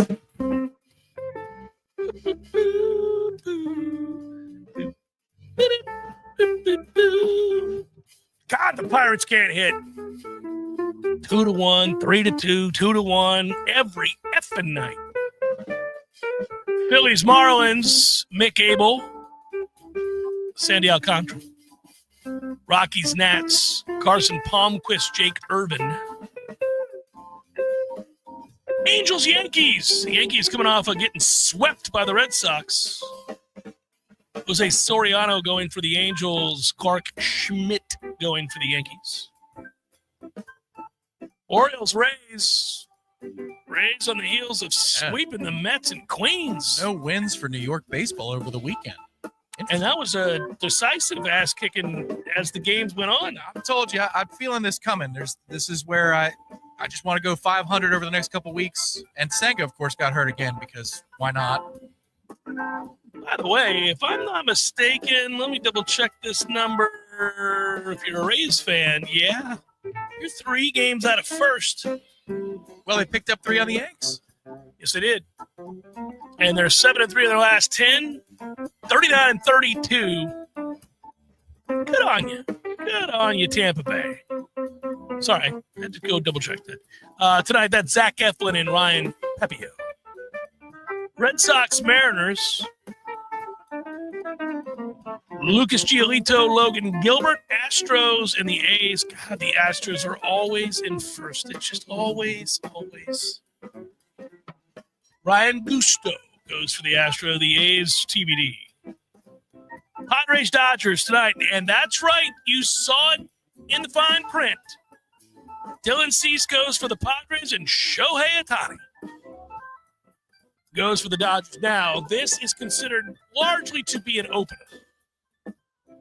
That's what they're figuring this to be, but pretty cool that he's back on the hill, and I enjoy watching Shohei pitch, so hopefully this goes smoothly. That is a look at those that shall reside on the bone. You know what's amazing? We all slowly recognized.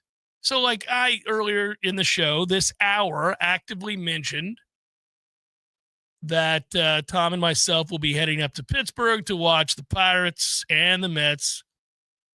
I went over to my inbox during the break, wanted to get a stat that I had saved for my prep.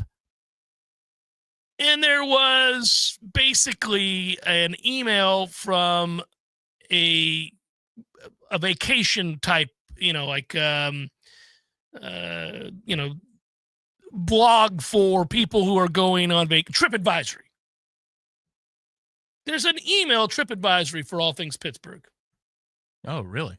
Okay. 10 minutes after I got done talking to you on the air about going to Pittsburgh. Like, man, you booked those flights. I did not. That's correct. I booked the accommodations, right, top to bottom. I got the tickets so far of what we've done. Yeah. Hotel, you flight, told me, you said, tickets. Look, just send me the money. I want to split it with you, but I'm booking for my points. I said, okay, sure. So I sent you the money, and I was happy to do it because I was excited that none of that stuff should show up in my box. And there it all is. Like, oh, see, you're going to Pittsburgh. Now, because Bryce went to Europe, all in my inbox. Come on back to Florence. Come on back to Paris. Come on. I'm like, damn it, man. It's amazing. So you've been to museums in Pittsburgh? I have. They got any good art up there? Yeah. There's a lot of great stuff in Pittsburgh, buddy. I feel this bubbling now, this desire to start to see some art. It's strange. It's happened in the last year or two. It's like when I first started enjoying the Weather Channel. Well, you go to the Carnegie Museum of Art, I'll go with you, and I did it last time I was there. There's also the Natural History Museum. The Carnegie did everything up there. All right. But yeah, there's all kinds of cool stuff. Plenty. They got some Pollocks up there? I don't remember. Perhaps. Let's go on the hunt. Yeah. I'll have to go look it up. But there are plenty of really cool Pittsburgh museums. It reminds me, like there are these little phases or these little moments, like little warning shots that are coming. And one was I started to meander to Golf Channel on a Tuesday where I started to watch the first round of something that wasn't a major. That happened about 10 years ago. I was like, oh, you're transitioning into something else. It's called old age. Yeah. It's getting fired up for J.J. Spawn to make a 60-foot putt, whereas in my 20s, I'd be like, you no-name. Stop ruining people's majors. No, I still can go there, but not for that. Every story is different. Listen, if I don't know, I don't want to call anybody out because we certainly would have learned more about their who they were, I guess, if they were in contention. But Spawn's story is cool. But if Chris Kirk, who by the way finished in the top 20, if Chris Kirk was making a run at it, or Sam Stevens, or Matt Wallace, I think you'd still be like, come on, man, get the hell off my leaderboard. Unless there was a reveal in the broadcast. I'm willing to hear that now, though. Me too. I'm willing to hear you out, not just because in some and you know what, the announcers can tell you. You could tell if it's true for them or not. Sometimes you could tell that they're trying to keep your business. They want your eyeballs, right? And they don't really care about what they're saying. But then there are other times when the announcer is talking about, and Nance is so good at this because he loves the tour. Right, he does, yes. So he'll find a reason for somebody to be invested in the person. But for JJ, this is an easy one. Even for me, he could have been a bad guy. But it's the loss to Rory at Sawgrass Right. that has me thinking, wow, so you came back from that? Well, and That's a then- life-changing win. Yeah. And No, really cool. I also love the putt he hit on 18 there because you go back and watch that putt now, he didn't chicken out. No, the putt no. just barely missed. I mean, he hit a winning putt. Yeah. That could have walked it off. He had a great putt. Yeah. No, he's got heart. He's got heart. Well, somewhere along the way, he stopped caring about the result. Yeah. And that's when the results come. That's really annoying about golf. It's really annoying about life. It's annoying about a lot of things. It's like if you care too much about any one thing, there's a good chance you'll get in your own way. Yeah. And just this idea of hit your next golf shot. Dude, I'm just telling you, this is, I keep thinking back to the coaches that I've had the privilege to talk to over the years. And some of them I like, some of them I don't. But, you know, Jimbo used to say it all the time when we'd talk about watching film and all that and talk about guys that would get caught up in their head. And he would talk about over and over again, play the next play, man. Just play the next play. And afterwards, Spawn said in the press room that he remembered a story that Max Homa told him about Tiger Woods. And Tiger Woods was telling Homa, just stick around. Just be here. Just be present. You may be 5 out of the lead right now, but just don't do anything silly. Just stay here. Just be here, and we'll see what happens. The reason I think that Rory's win at Augusta was so special is because he did get in his own way, actively in the moment, and then hit heroic shots. And he's that's otherworldly. Yeah, most people do not do that. Yes. Also, I found at Carnegie, Pollock's number 4 is on display right now. There you go, buddy. I'm excited. I told you, and you'll love the Carnegie. I'll go back to it. I've been there twice. It's great. There's a lot. There's plenty to like about it. Let's go the day that McGill's pitching, because no doubt he's going to be pitching. I need something to smile about. You'll be smiling that we're there together watching Pirates baseball. I'll get you a Pirates shirt. It's buddy. Tyler McGill Day. Let's go see the Pollock. Did we find out whether or not can you project far enough ahead to see if we're going to see Skeens? It looked like yes last week. Oh, I'm tentative. Yeah. Hey, it's a 60% chance. Yeah, he'll lose 2-1 or 1-0. Sounds good. Yeah. Well, you did that the last time, right? Didn't he lose 1-0 or 2-1? I think he left with the lead. Yeah. Yeah. It was 1-1 or 1-0. We got Holderman, maybe. Oh, I'm sure you got Holderman. Son of a bitch. Good work out of you. Thanks, everybody. Be well. Have a lovely evening. We'll be back with you tomorrow. Peace.